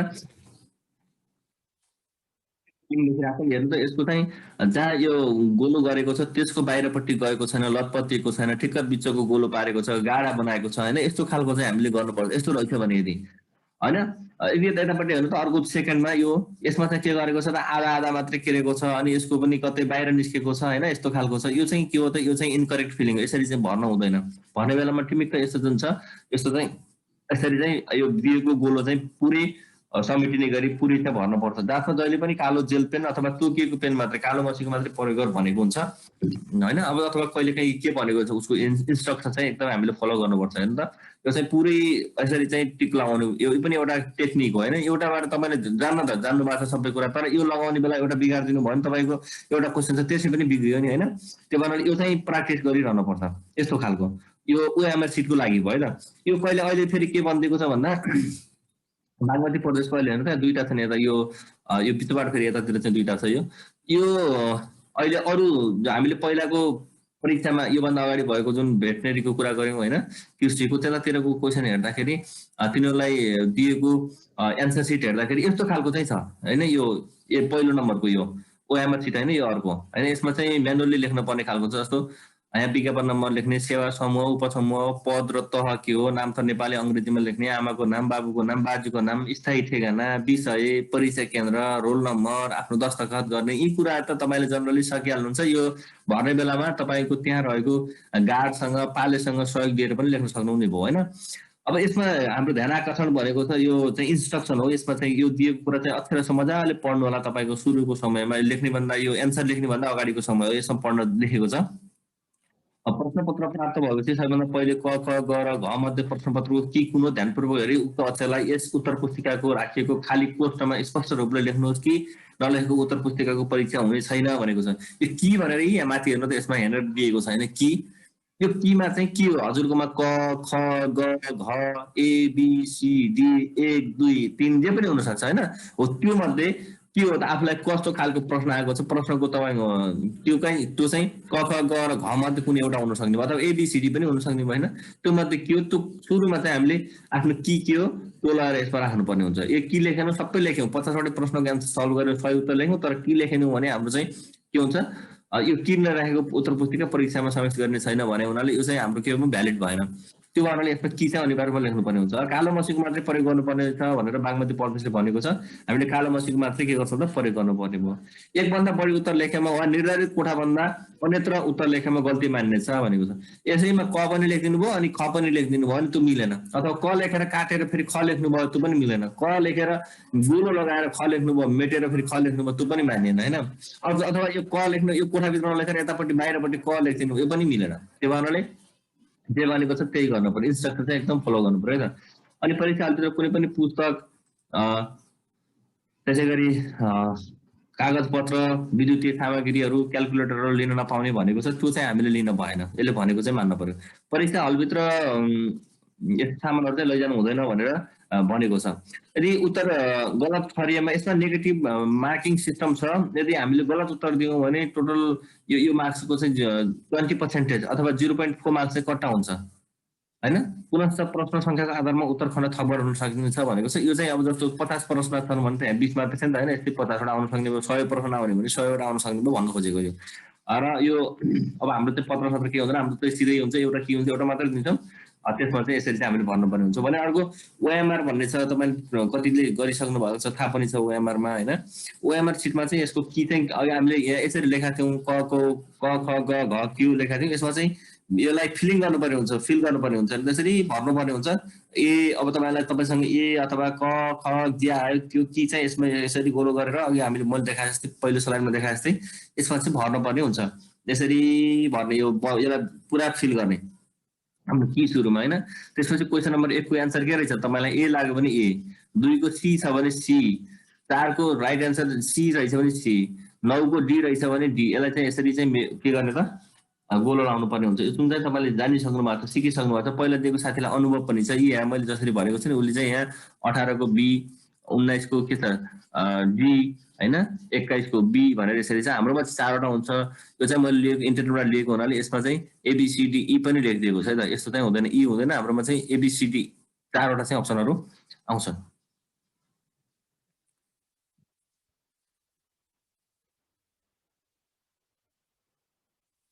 यस्तो खालको चाहिँ हुन्छ। अब त्यसको तपाईँको यसमा पनि हामीले विज्ञापन नम्बर, सूचना नम्बर, रोल नम्बर, नामथर, बाबुको नामथर, दस्तखत, ठेगाना, आफ्नो रोल नम्बर पनि यसरी यसैमा चाहिँ के गर्ने हुन्छ त यो फिल गर्नुपर्ने हुन्छ। कालो मसीको डटपेनले चाहिँ यस्तो चाहिँ आफ्नो कति हो 1 सुरुमा 0 छ भने 0, 1, 2, 4 कति हो यसरी चाहिँ प्रत्येक औरदेखि परसम्म सर्लक्क कुन कुनमा पर्छ एक-एकवटा एक लाइनमा एउटा मात्रै भर्ने हो। यो रोल नम्बर लेख्ने बेलामा यसरी चाहिँ भर्नुपर्ने हुन्छ। तपाईँलाई थाहा छ यो।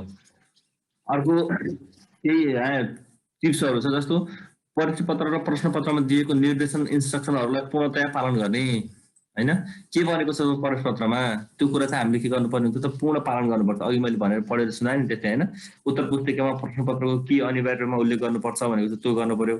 उल्लेख नगरेमा उत्तर पुस्तिका रद्द हुनेछ भनेको छ। त्यो कारणले अनिवार्य रूपमा हामीले की चाहिँ राख्नै पर्ने हुन्छ। परीक्षामा क्यालकुलेटर, मोबाइल फोनहरू चिटिङ गर्न पाइँदैन, त्यो चाहिँ गर्न भएन। साथीहरूसँग छलफल गर्ने, हल्ला गर्ने त्यो चाहिँ गर्न भएन होइन। अब अहिले चाहिँ तपाईँहरूलाई मास्क अनिवार्य लिएर जाने, पानीको बोतल आफै लिएर जाने भनेको छ अहिलेको है त। अहिलेको उसमा मास्क अनिवार्य लगाएर जाने भनेको छ, पानीको बोतल आफै व्यवस्थापन गर्ने, भिड नगर्ने भनेर भनेको छ। यो चाहिँ इन्स्ट्रक्सन जे भनेको छ त्यो चाहिँ हामीले के गर्नु पर्छ पालना गर्नु पर्यो परीक्षाको लागि। अर्को छ अलिकति अगाडि जानु नि सर, त्यो बुझिनँ मैले। हजुर कुनमा अलि अगाडि जानु सर। हो भयो सर। यो जुन कि दोस्रो कोडको मुनिको छ नि सर, त्यो प्रश्न उत्तर भन्ने त्यो एउटा कोलम, त्यसमा चाहिँ के लेख्ने सर? कहाँनिर भन्नुभयो यो 1, 2, 3, 4 देखेर 20 सम्म लेखेको छ नि त्यो अङ्क, अनि साइडमा उत्तर। हजुर सर। यो चाहिँ तपाईँको अहिले चाहिँ बागमती प्रदेशबाट सोधेको यस्तो 2 खालको आउन सक्छ भने नि मैले यो पहिलो हो, यो भन्दा यतापट्टिको चाहिँ पहिलो हो होइन। यो पहिलो खालको, यो चाहिँ दोस्रो ओएमआर सिट भनेको यो चाहिँ गोलो लाउनेवाला भयो होइन। यो चाहिँ तपाईँहरूको यस्तो खालको अहिले सोधेको छ कि अहिले जति पनि परीक्षाहरू भयो नि योभन्दा पहिला त्यसमा यस्तो खालको सोधेको छ के अरे, यस्तो खालको उत्तर कुञ्जिका राखेको छ। यसमा चाहिँ जस्तो को प्रश्न तपाईँलाई तलको मध्ये कुन उत्तर छ यो भन्ने लाग्छ भने 1 नम्बरको प्रश्नमा अप्सन त्यहाँ छ क ख ग घ एबिसी जुन छ नि होइन। त्यसमा चाहिँ तपाईँलाई सी को राइट एन्सर लाग्यो भने तपाईँले यहाँ चाहिँ 1 को सी भनेर सी को सी हातले लेख्ने हो, यसमा किर्ने होला होइन, यो सी लेख्ने त्यस्तो खालको हो है त।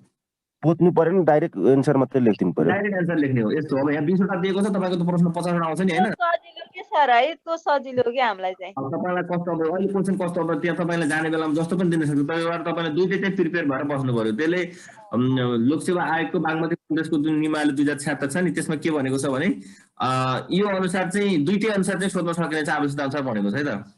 यो पनि अनि ओएमआरमा चाहिँ सर जस्तै हामीले ए नम्बर लगायो भने मेसिनमा बी छ भने बी नै उसले ठिक गर्छ नि त। एकदम एक्ज्याक्टली उसको राइट एन्सर उसको उत्तर कुञ्जिकामा बी भनेर सेट गरेको छ भने हामीले ए लगाएर डी लगाएर अरू लगाएर हुँदैन। हाम्रो त्यसको जे छ त्यही चाहिँ राइट एन्सर हुन्छ। हामीले भन्न त बी भनौँला होइन, सी ए भनौँला, तर उसकोमा बी सेभ भएको छ, बी चाहिँ करेक्ट भनेर एन्सर के बनाइएको छ भने उसको बी नै राइट हुन्छ। हामीले ए लगाएर हुँदैन, बी नै चाहियो होइन, त्यस्तो हुन्छ।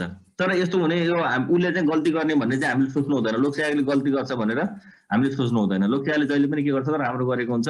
त्यहाँ धेरै विज्ञहरू हुन्छन्, एकपछि अर्को अर्कोपछि अर्को गरेर 3-4 जनाले त्यो एकदम भेरिफाई गरिसकेपछि मात्रै क्वेसन बाहिर आउने भन्नाले यो चाहिँ गल्ती गरेको भनेर हामीले खासै त्यसलाई मान्न सक्दैनौँ, गल्ती मान्न सक्दैनौँ है त। त्यसलाई हामीले सोच्नु हुन सक्ने एउटा चाहिँ हुँदै नहुने भन्ने होइन, हुन सक्ने भयो तर त्यति गल्ती हुन्छ हामीले सोच्न चाहिँ हुँदैन। यो क्वेसन तपाईँ एउटा 1 नम्बरमा तपाईँले बुझ्नुभयो नि त होइन, प्रवेशपत्र र प्रश्नपत्रमा दिएको निर्देशन इन्स्ट्रक्सन चाहिँ राम्रोसँग के गर्नुपर्छ त पूर्णत्वमा पालना गर्नुपर्छ। अर्को 2 नम्बरमा तपाईँको टाइम म्यानेजमेन्ट, यो चाहिँ एकदम महत्त्वपूर्ण कुरा हो। कुनै क्वेसन इजी हुन्छ, कुनै क्वेसन चाहिँ एउटै क्वेसनलाई 4-5 मिनट लाग्ने पनि हुन्छ, दिमाग खेलाउनु पर्ने, ब्रेन स्टर्मिङ गर्नुपर्ने हुन्छ होइन। त्यो हुनाले यो चाहिँ टाइम म्यानेजमेन्ट एकदम की फ्याक्टर हो, एकदम महत्त्वपूर्ण, एकदम हर्ड नै हो यो इक्जामको लागि। यो यसका लागि मात्रै होइन, जुनसुकै इक्जामको लागि पनि टाइम चाहिँ म्यानेजमेन्ट गर्न हामीले सिक्नुपर्छ। र हामीले जहिले पनि यो टाइम एउटा क्वेसन्स बराबर कति चाहिँ सेकेन्ड अथवा कति मिनट्स टाइम आउँछ त्यो भनेर क्यालकुलेसन गरेर त्यही अनुसार हामीले हल गर्न सक्यौँ भने समयमै सबै क्वेसन्सहरू हल गर्न सक्छौँ। हामी एकदम गाह्रो प्रश्नमा अल्झेर बस्न चाहिँ हुँदैन। र अब यो जस्तो हाम्रो त 50वटा क्वेसन्स हुन्छन् होइन, टाइम हाम्रो कति मिनट छ त 45 मिनट छ, 1 मिनटमा 60 सेकेन्ड हुन्छ भने 2700 सेकेन्डभित्र हामीले 50वटा क्वेसन चाहिँ के गरिसक्नु पर्ने छ त, सल्भ गरिसक्नु पर्ने छ होइन। 50वटा क्वेसन 2700 सेकेन्डभित्र सल्भ गरिसक्नु पर्ने छ भने हाम्रो टाइम, एभरेज टाइम पर क्वेसन्स कति हुन आउँछ त भन्दा 54 सेकेन्ड आउँछ। कोही क्वेसन्स चाहिँ के होला त एकदम सजिलो होला, 10 सेकेन्डमा एन्सर दिइहाल्नु होला, 15 सेकेन्डभित्र दिन सक्नुहुने भयो हजुरले। कोही क्वेसन्स चाहिँ एकदम गाह्रो भयो, 2-3 चोटि रिपिट गरेर पढ्नु पर्यो, बुझ्दैन भने त्यति बेला चाहिँ लामो छ भने 2 मिनटसम्म पनि लामो सक्नु भयो। तर यसरी गर्दाखेरि हामीले एभरेजमा 54 सेकेन्डभित्रमा एउटा क्वेसन चाहिँ सल्भ गरिसक्यो भने त्यो हाम्रो लागि एप्रोप्रिएट हुन्छ, उपयुक्त हुन्छ। कोही चाहिँ चाँडै पनि होला होइन, तर 54-55 1 मिनट दुरीमा राख्नु एभरेजमा, त्यति बेला चाहिँ सक्ने भयो। जस्तो 100वटा क्वेसन छ भने 100 क्वेसनको लागि त टाइम 75 मिनट हुन्छ अहिले साधारणतया लोकसेवाले लिने गरेको। कति छ टाइम पनि फरक पर्छ। अहिले हामीले चाहिँ अरूको कुरा नगरौँ, हाम्रो चाहिँ अयब अनमीको कुरा गर्दाखेरि, स्वास्थ्य सेवाको कुरा गर्दाखेरि अब्जेक्टिभ क्वेसन 45 मिनट टाइम हुन्छ होइन। यसको चाहिँ अब हामीलाई चाहिँ एभरेजमा भन्दाखेरि 50 देखि 1 मिनटको ड्युरेसन राखौँ न एभरेजमा होइन। यसलाई यति भित्रमा चाहिँ हामीले एउटा क्वेसन चाहिँ सोल्युसन गरिसक्नु पर्ने हुन्छ। र गर्ने बेलामा अर्को कुरा के हुन्छ भने तपाईँले अब अहिलेदेखि नै प्र्याक्टिस गर्नुभयो भने सजिलो हुन्छ। मोडल क्वेसन्सहरू तपाईँको बुकमा भएको क्वेसन्स पनि अहिले सोल्युसन गर्नु भने सजिलो हुन्छ। अनि इक्जाम अगर एक्कासी गर्न थाल्नु भने, टाइम क्यालकुलेसन गर्न थाल्नु भने, टाइम क्यालकुलेसन गर्ने कि इक्जाममा लेख्ने तपाईँ कन्फ्युजन भएर त्यही बिग्रिने हुन्छ। त्यो कारणले छुट्टै क्यालकुलेटर निकालेर टाइम क्यालकुलेसन गर्नुपर्ने होइन। यसलाई चाहिँ एभरेजमा यति गर्न सक्नुपर्ने छ भन्ने मनस्थिति बनाउने होला। र अर्को हामीले हामीलाई जुन प्रश्नपत्र दिएको छ, प्रश्नमा हामीले सिधै चिनो लगाउँदाखेरि लोकसेवाले कहिलेकाहीँ चिनो नलगाऊ भनेको हुन्छ उसको इन्स्ट्रक्सनमा। त्यो हुनाले हामीले सिम्बल गर्ने मात्र, यसो न यो 1 को एन्सर घ हो, 2 को एन्सर घ, 3 को एन्सर ए बी सी के छ उसमा दिएको अनुसार होइन। त्यो चाहिँ हामीले आफूले बुझ्ने गरी यसको एन्सर राइट हो भने सबै पहिला क्वेसन पढिसकेपछि त्यहाँ चिनो लगायो भने हामीलाई चाहिँ के हुन्छ पछि नझुक्किने, अनि एन्सर फेर्न पर्यो भने पनि सजिलो हुन्छ। तपाईँले ओएमआर सिटमा लेखिसक्नु गोलो लागेसक्नु भयो, अब एन्सर फेर्छु भनेर पछि फेरि पाइन्छ त, पाइँदैन नि। त्यो कारणले अहिलेदेखि नै प्र्याक्टिस गर्नु हो भने यो चाहिँ सजिलो हुन्छ। एन्सर फेर्नको लागि चाहिँ तपाईँ बिग्रिने यताउता छ भने, कन्फ्युजन छ भने पछि फेर्न सजिलो हुन्छ। आफ्नैमा टिक गर्नुभएको छ भने क्वेसन्समा, एन्सरमा तपाईँले एन्सर सिटमै गोलो लगाइसक्नु भयो अथवा टिक लगाइसक्नु भयो अथवा क ख ग लेखिसक्नु भयो भने फेरि त्यो चेन्ज गर्न मिल्दैन। त्यो कारणले यो चाहिँ ख्याल गर्नुपर्छ। र अर्को क्वेसन्स हेर्नु त, प्रश्नहरू ध्यानपूर्वक पढ्नुहोस्। प्राय जस्तो प्रश्नहरूमा समान प्रकृतिको एकभन्दा बढी सम्भावित उत्तरहरू हुन्छन्। लोकसेवामा यही हुन्छ, प्रश्नहरू हुन्छ त्यसमा समान प्रकृतिको के हुन्छ त, धेरैवटा उत्तरहरू हुन्छन् जसबाट सही उत्तर चयन गर्न अति आवश्यक हुन्छ। 4वटा अप्सन हुन्छन्, 4 मध्येबाट हामीले के छान्ने हो त, एउटा राइट एन्सर छान्ने हो। यसको लागि चाहिँ प्रश्नसँगै दिएका अप्सनहरू अझ राम्रोसँग पढ्नुपर्छ। एक प्रश्न 2 पटक पढ्नु चाहिँ राम्रो मानिन्छ। कति लामो प्रश्न छ कस्तो छ होइन, त्यो अनुसार चाहिँ हामीले साधारणतया 2 पटक पढेपछि राम्रो हुन्छ। र पहिले सुरुमा र त्यसपछि उत्तरहरू पढिसकेपछि, पहिले सुरुमा 1 पटक पढ्नु सरल क्वेसन्स भयो होइन, अनि उत्तरहरूसम्म पढ्नु, अनि फेरि चाहिँ के गर्ने त, फेरि यसरी पढ्नु। यस्तो गर्दाखेरि चाहिँ सजिलो हुने। जस्तो असल नेतामा हुनुपर्ने गुण मध्ये तलको कुन चाहिँ होइन भन्ने प्रश्न छ नि त। असल नेतामा हुनुपर्ने गुण मध्ये तलको कुन चाहिँ होइन भनेको छ। के भयो त, यो 2 पटक पढ्यो नि। असल नेतामा हुनुपर्ने गुण मध्ये तलको कुन चाहिँ होइन भने एकचोटि पढ्यो, फेरि राम्रोसँग पढ्यो असल नेतामा हुनुपर्ने गुण मध्ये तलको कुन चाहिँ होइन, एकपटक भएन।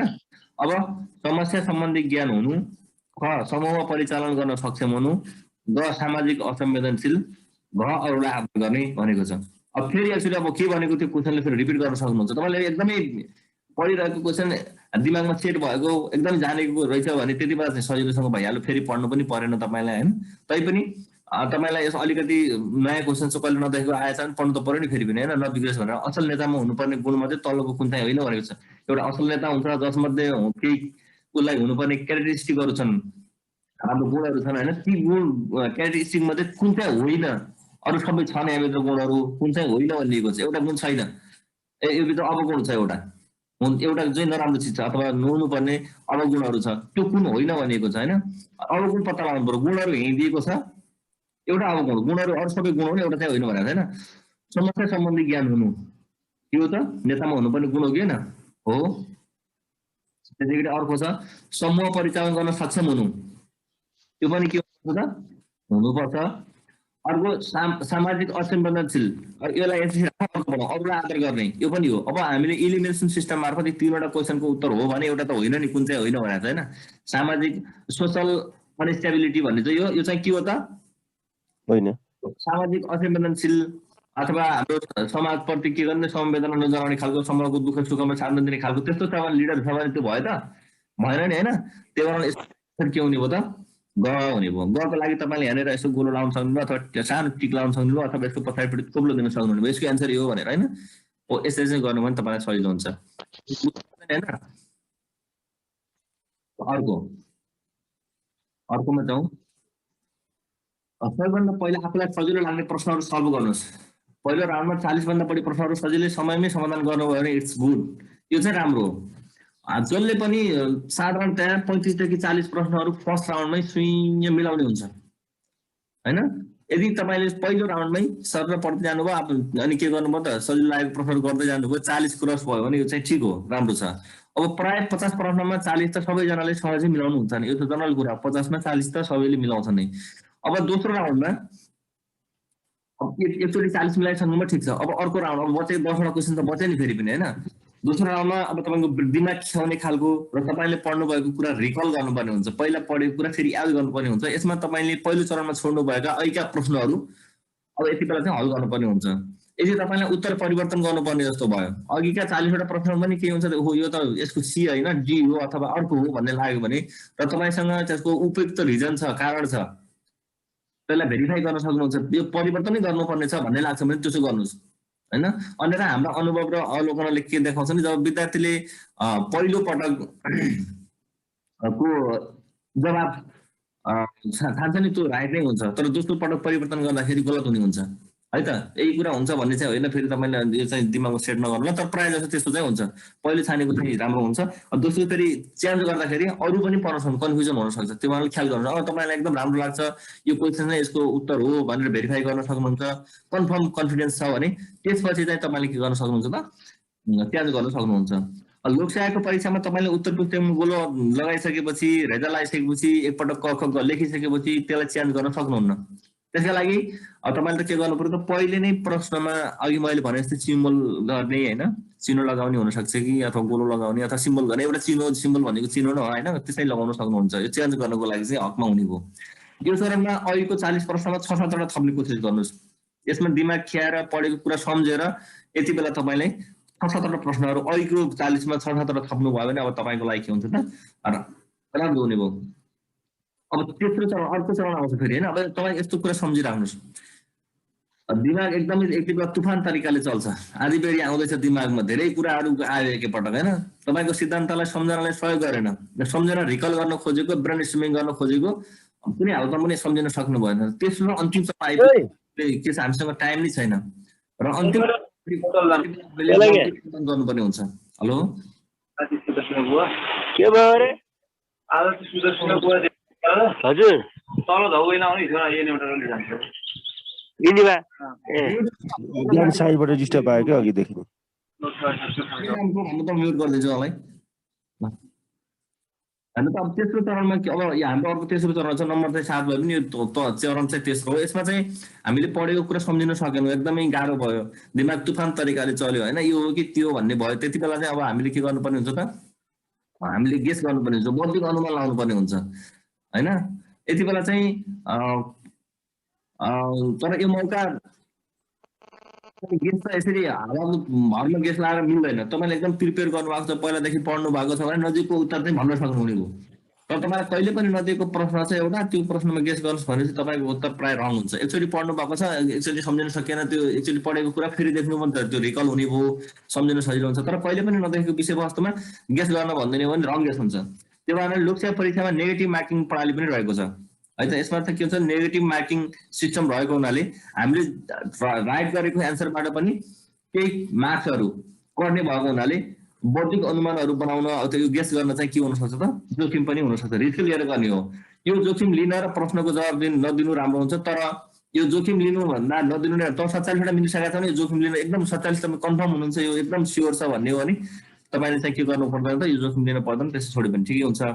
तर होइन मलाई यो मैले पढेको थिएँ लाग्छ भन्ने कन्फर्म जस्तो लाग्छ भने कन्फर्म भयो त तपाईँले लगाइहाल्नुहुन्छ, तर गेस कन्फर्म होइन यो हुनसक्छ भन्ने लाग्छ भने तपाईँले त्यति बेला चाहिँ लाउन सक्नुहुने भयो। यसको लागि चाहिँ एउटा क्वेसन तपाईँले गलत गर्नुभयो भने 0.4 मार्क्स, अघि हामीले 20% काट्छ भनेको छौँ नि होइन, हो त्यो चाहिँ टोटल मार्क्सको 20% हो भनेको। एउटा क्वेसनको 2 मार्क्स हुन्छ, 2 मार्क्सको 20% भनेको 0.4 मार्क्स हो होइन। 0.4 मार्क्स तपाईँको के हुन्छ त माइनस हुन्छ। यदि एउटा क्वेसन गल्ती गर्नुभयो भने तपाईँको 0.4 मार्क्स माइनस हुने भयो, तर तपाईँले एउटा क्वेसन नै के गरिदिनु भयो त अन्दाजको भरमा हाल्नुभयो थियो, राइट गरिदिनु भयो भने तपाईँको के हुन्छ त मार्क्स चाहिँ एकचोटि हाई हुन्छ, बढ्छ नि त, 2 मार्क्स एड हुन्छ। त्यो भएर यसको बारेमा चाहिँ तपाईँले चाहिँ सोच्नु होला। र यदि यो क्वेसन छोड्ने बेलामा चाहिँ नेगेटिभ मार्किङ सिस्टम छ भने छोड्नु चाहिँ बेटर भयो। यदि नेगेटिभ मार्किङ सिस्टम छैन भने जति पनि अब एन्सरहरू अन्तिमसम्मको नजानेका एन्सरहरू छन् ती सबैमा अनुभव के अरे अन्दाजको भरमा अथवा गेसको भरमा तपाईँले लगाइदिँदा राम्रो हुन्छ। यो हाम्रोमा चाहिँ के छ त नेगेटिभ मार्किङ सिस्टम छ, कुनैमा इन्ट्रान्स इक्जाममा तपाईँको नेगेटिभ मार्किङ सिस्टम हुँदैन, त्यति बेला किन छोड्नु पर्यो होइन, लगाइदिनु पर्यो। त्यसरी लगाउँदाखेरि तपाईँको 20 प्रोबेबिलिटीको आधारमा कुरा गर्ने हो भने 25% राइट हुने चाहिँ चान्स चाहिँ हुन्छ। 4वटा क्वेसन लाउनु भयो भने एउटा क्वेसन चाहिँ मिल्ने के हुन्छ त सम्भावना हुन्छ 25% है त। त्यो कुरा चाहिँ ख्याल गर्नु होला। र यसमा त नेगेटिभ मार्किङ सिस्टम रहेको हुनाले तपाईँलाई के लाग्छ त्यो चाहिँ आफै अब यो तपाईँले स्वविवेक चाहिँ प्रयोग गर्न सक्नुहुन्छ। अर्को चाहिँ केही ट्रिक्सहरू छन् यसमा, यो गेस गर्ने बेला पनि केही ट्रिक्सहरू छन्, त्यो ट्रिक्सहरू चाहिँ तपाईँले लाउनु पर्यो। योमा first cases is the best cases. पहिलो तपाईँले जुन अनुमान गर्नु छ नि त्यो चाहिँ राम्रो हुनसक्छ कि उचित हुनसक्छ। पहिलो सुरुमा तपाईँको माइन्डले जुन चाहिँ सिलेक्सन गर्छ त्यो चाहिँ। अर्को long option is often the correct one. कहिलेकाहीँ लामो उत्तर के हुनसक्छ त त्यसको उत्तर राइट हुनसक्छ। अन्त यो प्रश्न निर्माणकर्ताले के गर्न सक्छ भन्दा त्यसको एन्सरको जस्टिफाई गर्नको लागि यसलाई करेक्ट बनाउनको लागि लामो बनाइदिएको हुनसक्छ, भाषामा लेख्दाखेरि लामो भएको हुनसक्छ है त। किन भन्दा एउटा क्वेसन छ यहाँ उदाहरणको लागि, the most important part of family planning counselling is भनेको छ होइन। यो फ्यामिली प्लानिङ काउन्सिलिङको एकदम महत्त्वपूर्ण भाग के हो भनेको छ यसमा। Number A provide brochure about contraceptive method to the women भनेको छ। अर्को छ identifying the women's concern about using contraceptives and answering her questions भन्ने छ। A describing adverse side effects. G obtaining formal consent or the positive from the client भनेको छ। ल हेर्नु त यो फ्यामिली प्लानिङको काउन्सिलिङको महत्त्वपूर्ण भाग एउटा उसलाई ब्रोसर प्रोभाइड गर्नु कन्ट्रासेप्टिभको बारेमा मेथडको बारेमा महिलालाई एउटा ब्रोसर जुन हुन्छ नि हाम्रो त्यस फ्यामिली प्लानिङको बारेमा लेखिएको त्यो प्रोभाइड गर्नु हो भनेको छ। अर्को महिलाको आवश्यकता र कन्ट्रासेप्टिभको बारेमा उसको आवश्यकता पत्ता लगाउने र उसले सोधेका क्वेसन्सहरूको जवाब दिने पनि हुन्छ यसमा भन्ने छ। तिनमा डिस्क्राइब यसको एडभर्स साइड इफेक्टको बारेमा डिस्क्राइब गर्नु भनेको छ। अर्को उसको फर्मल रूपमा कन्सेन्ट लिएर पोजिटिभको बारेमा कन्सेन्ट लिन जरुरी छ भनेको छ होइन। यी मध्ये हामीले हेर्दाखेरि चाहिँ यसले यहाँ क्लियरिफाई के गर्न सकेको छ खोजिरहेको छ भने एउटा कुनै पनि महिला आउँछन् र उनलाई के गर्नुपर्ने छ त परिवार नियोजनको कन्ट्रासेप्टिभको साधनको बारेमा जानकारी लिनु छ, त्यो लिन सक्ने उनले क्वेसन्सहरू गर्न सक्छन्, त्यसको उत्तर चाहिँ यो हुनसक्छ भनेर यसले जस्टिफाई गरिदिएको छ। यो प्रश्न निर्माणकर्ताले अलिकति लामो पारामा बढाइदिएको छ, त्यही भएर यसको एन्सर चाहिँ बी हुन सक्ने भयो होइन, बी हुने भयो नि त।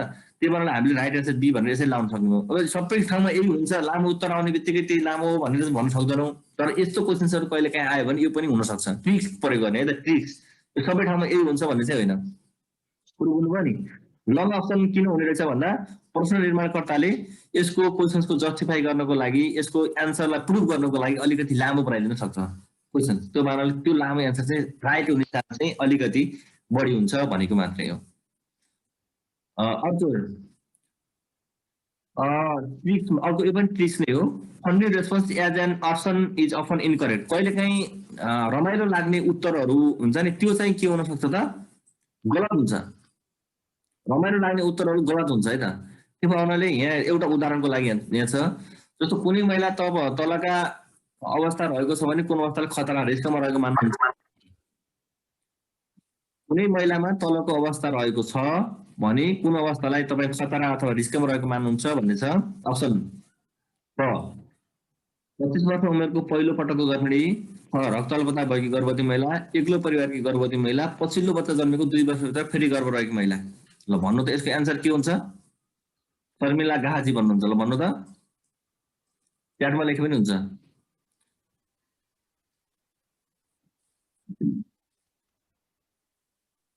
रक्त अल्पता भएको गर्भवती महिला हो र? ल अर्को साथीले भन्नु त। मैले माथि क्वेसन्स हेर्नु त, तपाईँलाई ट्रिक्स पनि भन्दै होस्, यति बेला मिलाउनु भयो भने त मजा आएन है त। Tricks is often incorrect. Funny response चाहिँ के हुन्छ? डी हुन्छ, डी के होला त यसको एन्सर? ल आरती ओलीजी हुनुहुन्छ, ल भन्नु त। डी हुन्छ सर। हेर्नुमा चाहिँ पहिला क्वेसन्स हेर्नु, तपाईँ लास्ट क्वेसन हेर्नु मात्र रहन्छ भन्ने कुरा चाहिँ मैले बुझेँ। यो के हुन्छ? बी ग हजुर ग हुन्छ यसको एन्सर। कुनै महिला तलका अवस्थामा रहेको छ भन्ने कुरा अवस्थालाई तपाईँ खतरा रिस्कमा रहेको मान्नुहुन्छ भनेपछि 25 वर्षको उमेरको पहिलो पटकको गर्भिणी, यो के हो त? यो त रिस्क रहेन नि, होइन? एक्लो परिवारकी गर्भवती महिला, यो पनि रिस्कमा रह्यो त होइन? अब हामीले यहाँ चाहिँ यसमा भन्न खोजेको चाहिँ अब हामीले फन्डी अप्सन, यो भित्रको फन्डी अप्सन चाहिँ एक्लो परिवारकी गर्भवती महिला भन्ने छ, यो चाहिँ राइट होइन, हो कि होइन? एक्लो परिवारकी गर्भवती महिला भन्ने अलिकति फन्डी टाइपको छ नि यो, होइन? एक्लो परिवारको गर्भवती महिला, 2 जना भएको परिवारको गर्भवती महिला, 3 जना भएको परिवारको महिला, यो त मतलब छैन नि, यो फन्डी टाइपको एक किसिमले, होइन? यो चाहिँ हुँदै होइन। अर्को 25 वर्ष उमेरको पहिलो पटक गर्भवती महिला, यो हो त? यो पनि हुँदै होइन। अर्को छ रक्त अल्पता भएकी गर्भवती महिला र अर्को छ पछिल्लो बच्चा जन्मेको 2 वर्षभित्र फेरि गर्भ रहेको महिला भनेको छ, होइन? यो चाहिँ 2 मध्ये कुनै हुन सक्ने भयो। तपाईँको क्वेसन्स पनि यहाँ आयो नि त, होइन? 2 मध्ये तपाईँले कसैले बी भन्नुभयो, कसैले डी भन्नुभयो, होइन? अब रक्त अल्पता भएकी गर्भवती महिला पनि हो, पछिल्लो बच्चा जन्मेको 2 वर्षभित्र फेरि गर्भ रहेको महिला पनि हो, दुइटै हो यस्तो बेलामा, होइन? तर एउटा रक्त अल्पता भन्ने बित्तिकै रगतमा हेमोग्लोबिनको मात्रा सामान्यभन्दा कम हुनु मात्रै त पनि रक्त अल्पता हो नि त, होइन? त्यही भएर सिभियर खालको एनिमिया भनेको छैन, होइन? त्यही भएर यसको सिभियर नभएर यसको चाहिँ एन्सर के भयो? सिभियर रक्त अल्पता भनेको नभएको हुनाले चाहिँ यसको एन्सर चाहिँ पछिल्लो यसको बर्थ स्पेसिङ जुन छ नि, जुन यस बच्चाको जन्मान्तरको कुरा गर्दाखेरि यो पछिल्लो बच्चा जन्मेको 2 वर्षभित्र फेरि गर्भ रहेको महिला छ भने चाहिँ के हो त? यो चाहिँ केमा पर्यो त? रिस्कमा रहेको हामीले मान्छौँ। बुझ्नुभयो? त्यही भएर यसको राइट एन्सर चाहिँ डी भयो। भने हामीले इलिमिनेसन गर्ने सिस्टममा हामीले एउटा मात्रै हो, सबै एन्सर रङ हुन सक्छ, यो पुरै रङ भने 3वटै एन्सर रङ हुन्छन्, फन्नी रेस्पोन्स हुन्छन् भन्ने होइन। त्यो मध्येमा सुरुमा छान्ने बेलामा चाहिँ यहाँ चाहिँ जुन फन्नी रेस्पोन्स छ त्यो चाहिँ के हुन्छ? इनकरेक्ट हुन्छ। जस्तो एक्लो परिवारकी गर्भवती महिला भन्ने त यो त हुँदै हुँदैन नि, हुँदै होइन भने त कन्फर्म भयो नि तपाईँलाई। एउटा चाहिँ हटाइहाल्नु, अब 3वटा बच्च के 3 बच्चा। अर्को चाहिँ सजिलो हो, 25 वर्षको उमेरको पहिलोपटक गर्भवती महिला, यो त आइरिसको हुँदै होइन। अर्को रक्त अल्पता भएकी महिला हो भन्ने लाग्छ, अर्को पछिल्लो बच्चा जन्मेको 2 वर्षभित्र गर्भ महिला भन्ने लाग्छ भने यति बेला चाहिँ तपाईँले 2 मध्ये छान्नु पर्ने भयो। यो त सिभियर रक्त अल्पता त भयो तर सिभियर खालको छैन भने त्यो चाहिँ हाई रिस्क होइन। तर 2 वर्षभित्रै फेरि प्रेग्नेन्ट भएको छ भने, पहिलो बच्चा जन्मेको 2 वर्षभित्रै फेरि प्रेग्नेन्ट भइसकेको छ भने त्यति बेला के भयो? त्यो हाई रिस्क भयो भन्न खोजेको है त। यसरी चाहिँ सल्भ गर्न सक्नुहुन्छ। ल ठिक छ, थ्याङ्क यू। अर्को छ funny answer may write in following condition. तर फन्डी एन्सर तलको अवस्थामा चाहिँ के हुन सक्छ? राइट हुन सक्छ। कस्तो अवस्थामा भनेपछि आगोले पोलेको बिरामीलाई प्राथमिक उपचार गर्दा के गर्नु हुँदैन भनेको छ क्वेसन्स। तपाईँले च्याटमा लेख्नुहोस् है। यहाँ आगोले पोलेको बिरामीलाई प्राथमिक उपचार गर्दा के गर्नु हुँदैन भन्ने प्रश्न छ। क पोलेको ठाउँलाई 10-15 मिनट पानीमा डुबाइराख्ने, छ बिरामीलाई झोल पदार्थ खान दिने, ग दुखाइ कम गर्न एनाल्जेसिक औषधि खान दिने, घ फोकाहरू सियोले फुटाइदिने। अब हेर्नु त funny answer may write in following condition. Funny answer पनि तलको जस्तो अवस्था आयो भने अघि हामीले के भन्यौँ? फन्डी एन्सर चाहिँ के हुन्छ? रङ हुने एन्सर हुन्छ भने। तर यहाँ फन्डी एन्सर राइट हुने कन्डिसन आयो। कसरी आयो भन्दाखेरि फन्डी एन्सर राइट गएको भने फोकाहरू सियोले फुटाइदिने। अरू सबै अप्सनहरू राइट दिएको छ, तर एउटा फन्डी एन्सर चाहिँ रङ दिएको छ र कुन होइन भनेको छ भने त्यति बेला चाहिँ राइट हुने भयो। तर बुझ्नुभयो नि? आगोले पोलेको बिरामीलाई प्राथमिक उपचार गर्दा के गर्नु हुँदैन भनेको छ। के गर्नु हुँदैन भन्दाखेरि 3वटा चिज गर्नु हुन्छ भनेको छ। एउटा चाहिँ फन्डी एन्सर दिदियो, फोकाहरू सियोले फुटाइदिने भनेको छ। यो चाहिँ के भयो त? यसको लागि चाहिँ राइट एन्सर भयो। यसरी चाहिँ ख्याल गर्नुपर्छ। सबै ठाउँमा एक ट्रिक्स हान्दाखेरि चाहिँ गलत हुन नि सक्छ। तपाईँले आफ्नो विवेकको प्रयोग गर्ने। सबै साथीले राइट एन्सर दिनुभएको छ, थ्याङ्क यू। अर्को छ ट्रिक नम्बर 4। अर्को, if you can verify that more than one of the other responses are correct then choose all of the above. यदि कुनै पनि प्रश्नमा तपाईँले 2वटा अप्सन राइट छन् भन्ने कन्फर्म लाग्यो भने त्यति बेला अल अफ द एबभ, अर्को तेस्रो अप्सन नपढेर हाने पनि हुन्छ। कुरो बुझ्नुभयो नि सजिलोसँग।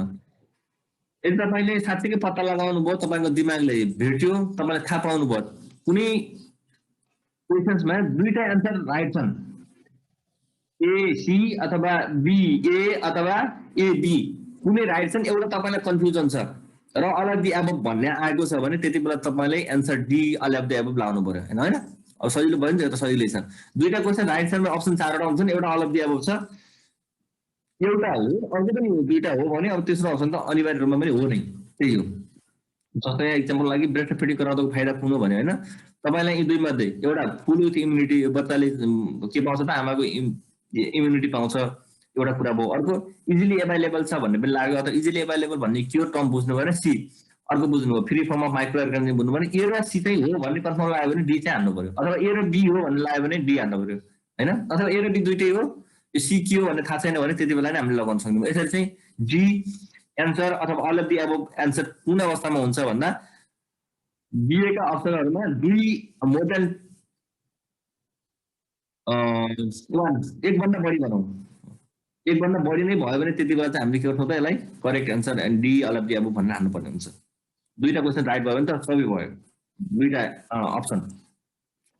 अर्को ट्रिक छ 5 नम्बरमा, नन अफ द एबभ।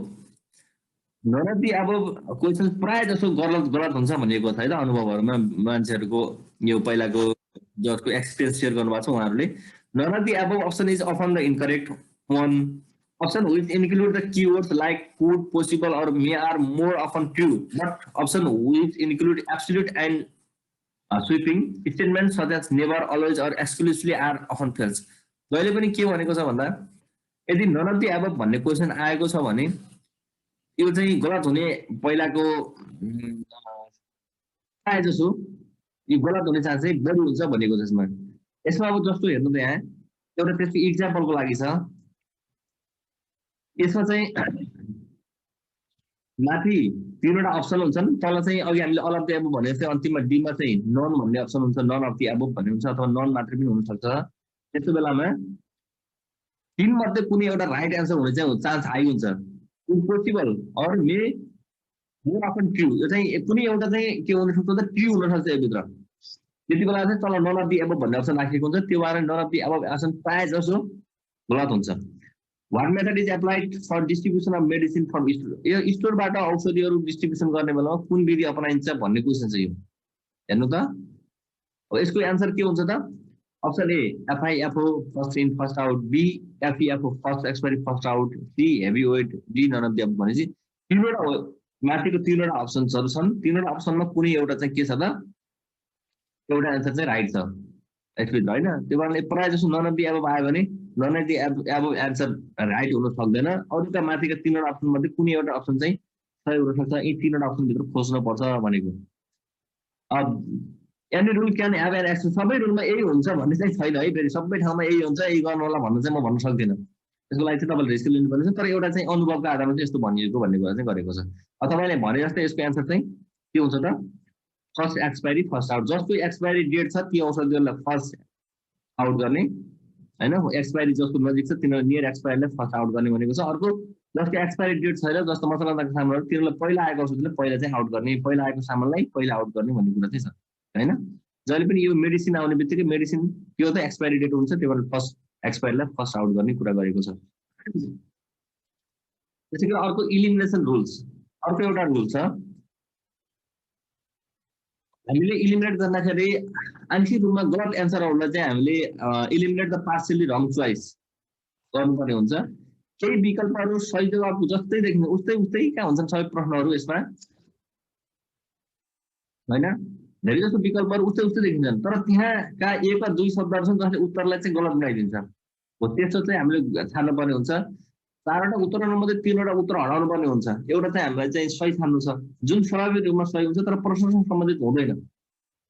र बुझ्नुभयो नि तीनवटा उत्तर चाहिँ हटाउनु पर्छ तिनीहरू प्रश्नसँग सम्बन्धित हुँदैनन् स्वाभाविक रूपमा हुन्छन् तर अत्यन्तै नजिकको उत्तर हुँदैनन् तिनीहरू अन्य सबै विकल्पभन्दा धेरै फरक छनौट चाहिँ हटाउनु पर्छ त्यहाँ दिएका विकल्पहरूमध्ये सबभन्दा धेरै फरक हुन्छ त्यसलाई चाहिँ हटाउने हो गलत भनेर हटाउने हो एकदम नजिकको मिल्नेलाई चाहिँ राख्ने हो जुन सामान्यता गलत छ जस्तो केपी ओली अहिले प्रधानमन्त्री हुनुहुन्छ होइन आफ्नो फेभरका मान्छेहरूलाई मात्रै राख्नु भएको छ नि अरूलाई हटाउनु भएको छ नि होइन हो त्यस्तै यहाँ पनि यसले क्वेसन्सले मागेको चिजसँग चाहिँ आफ्नो फेभर गर्ने चिजलाई मात्रै के गर्ने त राख्ने हो अरूलाई चाहिँ के गर्ने हटाउने हो र भन्नुभयो नि तीमध्ये एउटा सामान्यता सही छनौट हो ती तीनवटा मध्ये एउटा चाहिँ के हुन्छ त चारवटा मध्ये एउटा चाहिँ यदि त्यहाँ दुई विकल्पहरू समाधान भने तीमध्ये एउटा सामान्यता सही छनौट हो तपाईँलाई दुईटा आयो अब दुईटा विकल्प भयो कहिलेकाहीँ के हुन्छ बोथ ए एन्ड बी भन्ने हुन्छ होइन अर्कोमा चाहिँ तल नदिएको बोथ ए एन्ड बी भन्ने पनि हुन्छ कहिलेकाहीँ ए र बी मात्रै पनि अप्सन हुन्छ त्यस्तो बेलामा चाहिँ तीमध्ये अलिक बढी एउटालाई प्राथमिकता राखेर सही उत्तर छान्नुपर्ने हुन्छ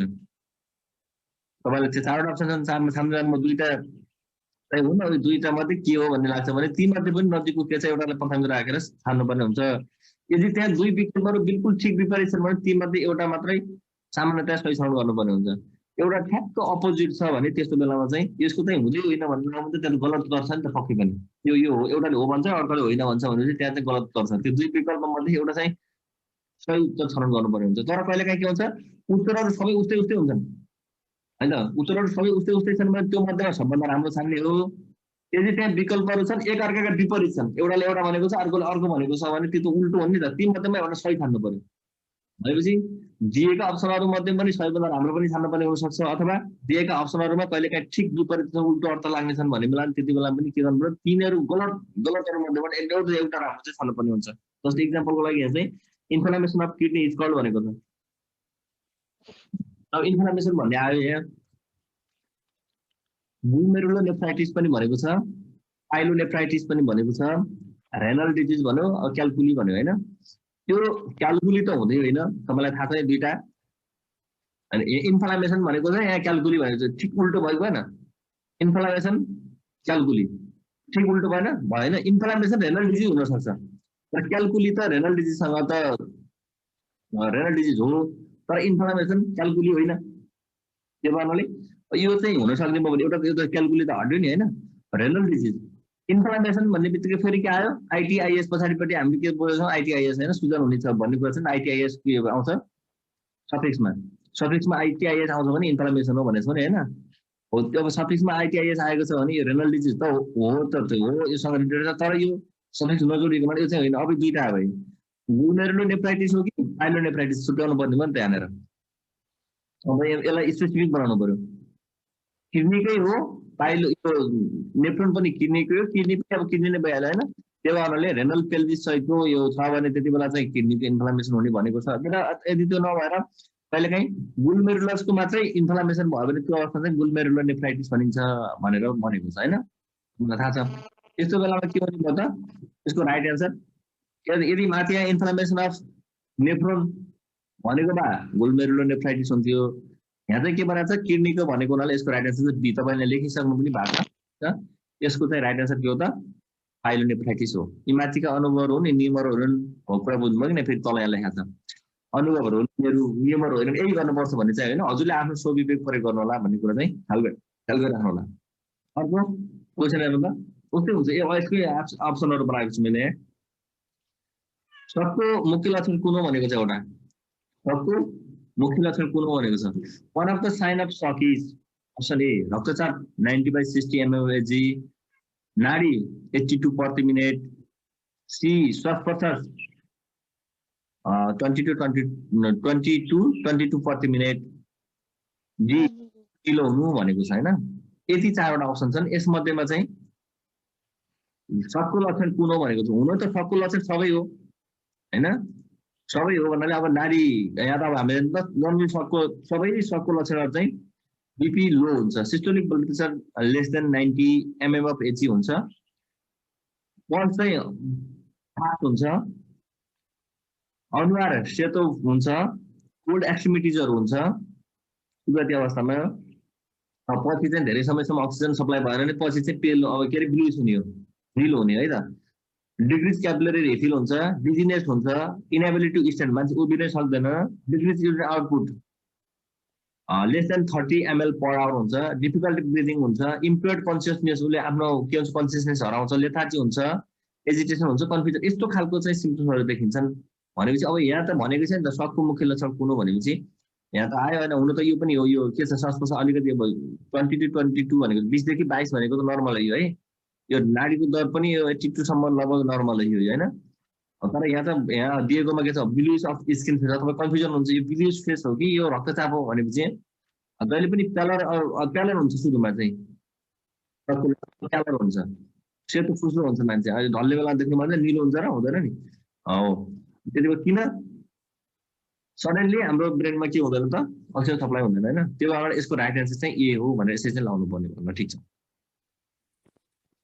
अर्को क्वेसन छ पास्ट क्वेसन, यस्तो आउँछ कहिले काहीँ, त्यही भएर पास्ट क्वेसनको प्याटर्न पनि हेर्नुपर्ने हुन्छ, यो ट्रिक्स भित्रको एउटा कुरा। How many system of different organ of human body भनेर एकचोटि आयो 2071 मा सोध्यो। How many system of different organ of human body भनेर 2071 मा एक क्वेसन सोध्यो, 2072 मा फेरि त्यही क्वेसन सोध्यो, how many systems in the body भनेर। अप्सन सेम छ एउटा यहाँ अप्सन सेम छ, क्वेसन चाहिँ सेम छ, अप्सन चाहिँ फरक छ हेर्नु त। एकपटकमा 9 भन्ने अप्सनै छैन यो पहिलो वर्षमा 71 मा, दोस्रोमा 9 पनि अप्सन छ। यस्तो बेलामा के गर्ने त भन्नु त सजिलोसँग। अब हामीले पास्ट क्वेसनको प्याटर्न पनि हेर्नु पर्यो, अब जे दिएको छ प्रश्न अनुसार हाम्रो स्वविवेक प्रयोग गर्न सक्नुपर्ने हो।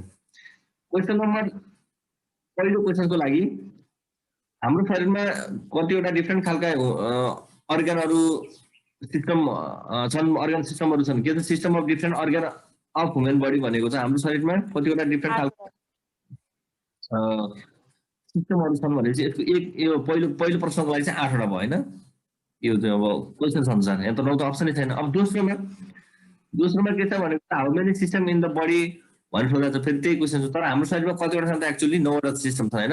त्यो भएर यसको राइट एन्सर चाहिँ के भयो त 9वटा भयो। त्यो भएर पास्ट क्वेसन पनि हेर्नुपर्ने हुन्छ हामीले, पास्ट क्वेसनमा कस्तो खालको प्रश्नहरू सोधेको छ र अप्सनहरूमा के छ होइन। अब हामीलाई जे चिज दिएको छ, हामीले दिएको चिजमा चाहिँ फर्स्ट प्रायोरिटी दिने हो, सबभन्दा पहिलोलाई के राख्ने, के छ अप्सन हामीसँग भएको चिज के छ त्यो चाहिँ हेर्ने हो होइन।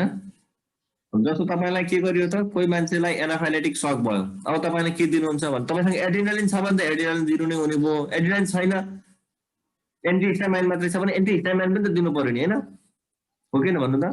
एड्रिनालिन खोज्दै जाने भने त्यति बेलासम्म त मान्छे एक्सपायर हुन्छ, त्यसका लागि तुरुन्तै अर्को ठाउँ व्यवस्था गर्न नसकिनु हुनसक्छ, तुरुन्तै हामीले आफूसँग जे छ त्यो चिज त दिनु पर्यो नि, नचाहिने चिज चाहिँ उसँग मिल्ने चिज एन्टिहिस्टामाइन चाहिँ दिनै पर्ने हुन्छ। हो त्यस्तो चाहिँ हो, छैन भने के गर्ने त, हुनुपर्ने त के हो त एड्रिनालिन हो त्यस्तो हुनुपर्ने न हो, तर छैन त्यति बेला के गर्नु पर्यो त आँस नै लाउनु पर्यो। 9 यसको एन्सर है त। अर्को क्वेसन छ यो पनि आएको छ 2072 मा, spleen is the part of भनेर सोध्यो। स्प्लिन के को पार्ट हो भनेर सोधा छ। अप्सन ए डाइजेस्टिभ सिस्टमको, अप्सन बी नर्भस सिस्टमको, अप्सन सी कार्डियोभास्कुलर सिस्टमको, अप्सन डी इन्डोक्राइन सिस्टमको भनेर यसरी क्वेसन आयो। ल तपाईँलाई थाहा छ स्प्लिन भनेको विशुद्ध लिम्फेटिक सिस्टमको पार्ट हो होइन। हामीले लिम्फेटिक सिस्टम खोजेर छैन त अप्सनमै आएन, यति बेला के गर्नुपर्छ त यसरी हेर्दाखेरि कार्डियोभास्कुलर सिस्टमको लाउनु पर्ने भयो। किन स्प्लिन लिम्फेटिक सिस्टमको एउटा भाग हो, तर लिम्फेटिक सिस्टममा नभएको हुनाले ब्लड बन्ने प्रक्रिया जुन छ नि यो हेमोपोइसिस, त्यो चाहिँ बच्चाहरूमा यो के अरे यो पेटभित्र रहँदाखेरि चाहिँ के हुन्छ त यो स्प्लिन नै बन्छ। त्यो भएर यसको लागि चाहिँ राइट एन्सर के हो त, यो इम्ब्रियो स्टेजमा चाहिँ के हुन्छ त, इम्ब्रियो अथवा पेटभित्र रहेको फिटसमा चाहिँ के हुन्छ त ब्लड चाहिँ स्प्लिनमा बन्ने भएको हुनाले यसको राइट एन्सर चाहिँ के हो त सी कार्डियोभास्कुलर सिस्टम लाउनु पर्यो। हामीले खोजेको अप्सन पनि नहुन सक्छ कहिलेकाहीँ। अर्को छ कहिलेकाहीँ यस्तो शब्दहरू आउट एक्सेप्ट भन्ने आउँछ, एउटा चाहिँ नमिल्दो हटाउ भनेको हुन्छ। अहिले कहिलेकाहीँ बाइक भन्ने क्वेसन पनि आउँछ तपाईँहरूलाई हेर्नु भएको छ नि होइन, एउटा तलको नमिल्दो खाना अथवा तलको जुन चाहिँ होइन भन्ने आउँछ। जस्तो इक्जाम्पलको लागि आउट भनेको छ number 1 clitoris, B seminal vesicle, C labia majora, D vestibule. अब एउटा चाहिँ कुन नमिल्दो छ भनेपछि तपाईँले भन्न सक्नुहुन्छ नि आउट, एउटा चाहिँ आउट गर भनेको छ, कुन नमिल्दो छ भन्नु त। एमा यो पहिलो क्वेसनमा भेस्टिबुल यी सबै रिप्रोडक्टिभ अर्गनका रिप्रोडक्टिभ सिस्टमका, तर क्लाइटोरिस, लेबिया मेजोरा, भेस्टिबुल यिनीहरू के हुन् त फिमेल रिप्रोडक्टिभ सिस्टमको अर्गन हुने सेमिनल भेसिकल चाहिँ के को त मेल रिप्रोडक्टिभ सिस्टमको त्यो बनाले बी चाहिँ यसको राइट आन्सर भयो यो चाहिँ हटाइयो यहाँबाट हैन नमिल्दो यो छ अर्को क्वेशन छ the major nursing responsibility of ANM D. In the health post is except भनेको छ the major nursing responsibility ANM को हेल्थ पोस्टमा कुन होइन कुन बाहेक हो भनेको छ हैन D. The major responsibility of ANM in health post is all except दिएको मात्रै स्वास्थ्य चौकीमा अनामीको मुख्य जिम्मेवारी भित्र पर्दैन भनेको छ नम्बर ए प्रिभेन्टिभ प्रोमोटिभ क्युरेटिभ रिहेबिलिटेटिभ भनेपछि यो के हो त यसको अनि प्रोमोटिभ पनि गर्छ क्युरेटिभ गर्छ तर रिहेबिलिटेटिभ कुरा चाहिँ पर्दैन यसको चाहिँ राइट आन्सर के हो त डी एक्सेप्ट भनेको होइन भन्ने हो भने एक्सेप्ट भनेको दिएको मात्रै कुन पर्दैन ओगटिँदैन यो भित्र छैन भन्ने हो हैन भने मलाई त नमिल्दो कुन हो भन्ने कुरा चाहिँ हामीले ख्याल गर्नुपर्छ ठीक छ यसको चाहिँ आउँछ क्वेसन अर्को छ थुप्रै खालको आउँछ हुन्छ अब जस्तो विविध खालको प्रश्नहरू आउँछ नि त्यहाँबाट तपाईँले थाहा पाउनु पर्यो एउटा how many nursing staff are allocated in PHCC A 2 D3 C4 D5 भनेको छ अब के हुन्छ यसको एन्सर 3. ल भन्नु त दुई No second one. How many nursing staff are allocated in PHCC भनेको छ 4 जना सी हो अब तपाईले अघि 2 भन्नुभयो कसले 3 भन्नुभयो हैन यो चाहिँ बिग्रियो नि त कसैले तपाईले दुईचोटि क्वेशन पढ्नु भएन थाहा बुझ्नु भने यो विविध खालको झुक्काउने खालको प्रश्न भयो हैन नर्सिङ भनेपछि तपाईले स्टाफ नर्स बुझ्नुभयो अथवा के बुझ्नुभयो अथवा अनमी मात्रै बुझ्नुभयो अथवा स्टाफ नर्स मात्रै बुझ्नुभयो नर्सिङ स्टाफ भनेपछि अनमी पनि हो अनि स्टाफ नर्स पनि हो त्यो भएर यसको राइट आन्सर के हो त Staff nurse पनि हो. स्टाफ नर्स एकजना अनमी 3 जना हैन अहिलेको तत्कालीन भने 4 जना भयो यसको राइट आन्सर चाहिँ सी हो अर्को क्वेशन हेर्नु त C. following service is not provided by PSURC clinic अलग मात्रै कुन चाहिँ PSURC क्लिनिक गाउँघर क्लिनिकबाट सेवा दिँदैन भनेको छ option A family planning services option B immunization service option C treatment of ARI option D first aid and refer treatment ARI ल एन्सर भन्नु त के हुन्छ सी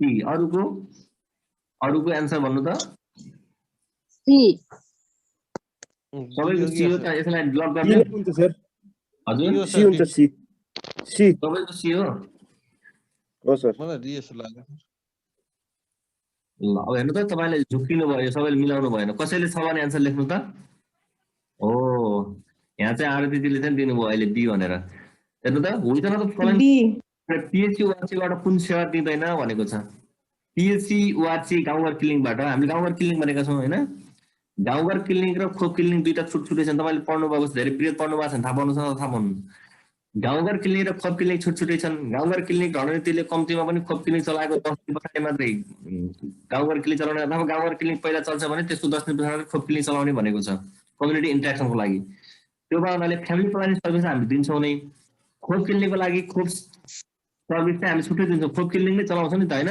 खोप क्लिनिक नै चलाउँछौँ त्यहाँ इम्युनाइजेसन सर्भिस चाहिँ दिँदैनौँ यी ट्रिटमेन्ट अफ एआरआई चाहिँ कार्यक्रम हामीले हेर्छौँ चाइल्ड हेल्थको कुरा पनि गर्छौँ फर्स्ट एड गर्ने कुरा नि गर्छौँ तर यो चाहिँ सर्भिस चाहिँ गर्दैन हामीले खोप सेवा चाहिँ दिँदैनौँ बुझ्नुभयो र यसरी तपाईँले क्वेसन चाहिँ एक दुईपल्ट रिपिट गरेर एकदम ध्यान दिएर चाहिँ पढ्नुपर्ने हुन्छ कुरा बुझ्नुभयो हो यसरी झुक्याउने खालको प्रश्नहरू आउन सक्छ अर्को क्वेसन्स तलका मात्रै गर्भवती महिलाका लागि कुन ड्रग सुरक्षित छन् भन्ने छ हैन यस्तो क्वेसन नै आउँछ जस्तो drugs are safe for pregnant women भयो दुईटा अप्सन चाहिँ राइट हुन्छ यस्तो बेलामा हैन अब कुनै यस्तो यसमा चाहिँ तपाईले सी भन्नुभयो यसको राइट आन्सर सी हो हैन बोथ ए एन्ड बी दुईटै हो भिटामिन ए चाहिँ कम्प्लिट कन्ट्राइन्डिकेटेड हो दिन पर्यो भने हामी चाहिँ डाक्टरको सल्लाह लिएर प्रिस्क्रिप्सनमा अब उहाँको सल्लाह जुन चाहिँ गर्न सक्ने हो हैन यसमा चाहिँ फोलिक एसिड दिन्छौँ नि हामीले फेरोसल्फेट पनि दिन्छौँ ए एन्ड बी यस्तो बेलामा कस्तो हुन्छ भन्दा A both A and be भन्ने अप्सनहरु आयो भने ए र बी का दुईटै चाहिँ सही हुन्छन् डीको चाहिँ के हुन्छ गलत हुन्छ त्यही भएर सी अप्सन छान्नु पर्ने हुन्छ यसको लागि चाहिँ राइट आन्सर चाहिँ के भयो त सी भयो यस्तो अप्सन पनि आउँछ क्वेसन्सहरुमा प्रश्नहरुमा हजुर अर्को यस्तो प्रश्न नै आउन सक्छ, जस्तो बागमती प्रदेशमा आवर्ती योजनामा पर्यटन क्षेत्र प्रवर्धनका लागि तलका मध्ये कुन उद्देश्य भन्ने खालको प्रश्न आयो हैन। यो झुक्ने खालको यसमा बागमती बागमती प्रदेशको आवासीय योजनामा पर्यटन क्षेत्र प्रवर्धनका लागि तलका मध्ये कुन मुख्य उद्देश्य होइन भनेको छ हैन। नम्बर क छिमेकी मुलुकका पर्यटकहरू आकर्षित गर्ने र बसाइ लम्ब्याउने। ख पर्यटकीय वस्तु तथा सेवाको विकास विविधीकरण गर्दै रोजगार र आय आर्जनको भरपर्दो र दिगो स्रोत बनाउनु। ग स्वास्थ्य पर्यटनलाई प्रवर्धन गर्नु। घ क र ख दुवै हुन्। यस्तो खालको अप्सन पनि आउँछ मल्टिपल चोइस क्वेशन्समा। ल हेर्नु त के हो त यसको एन्सर के हुन्छ ल भन्नु त। कसको आवाज आयो यो तपाईले म्युट हुनु त। ल भन्नु त यसको एन्सर के हुन्छ, च्याटमा लेखे पनि हुन्छ। ल पछि सुनिताजीले डी लेख्नुभयो, शिक्षिता तामाङजीले डी लेख्नुभयो हैन, सबैले यो पुनम लामाले सी लेख्नुभयो। ल भन्नु त तपाईँको एन्सर के हुन्छ। क्वेशन्सले के भनेको छ भन्दा बागमती प्रदेशको आवासीय योजनामा पर्यटन क्षेत्र प्रवर्धनका लागि सोच्नु पर्ला, तपाईँले नलेखे पनि सोच्नु त भएको नि यो भनेर।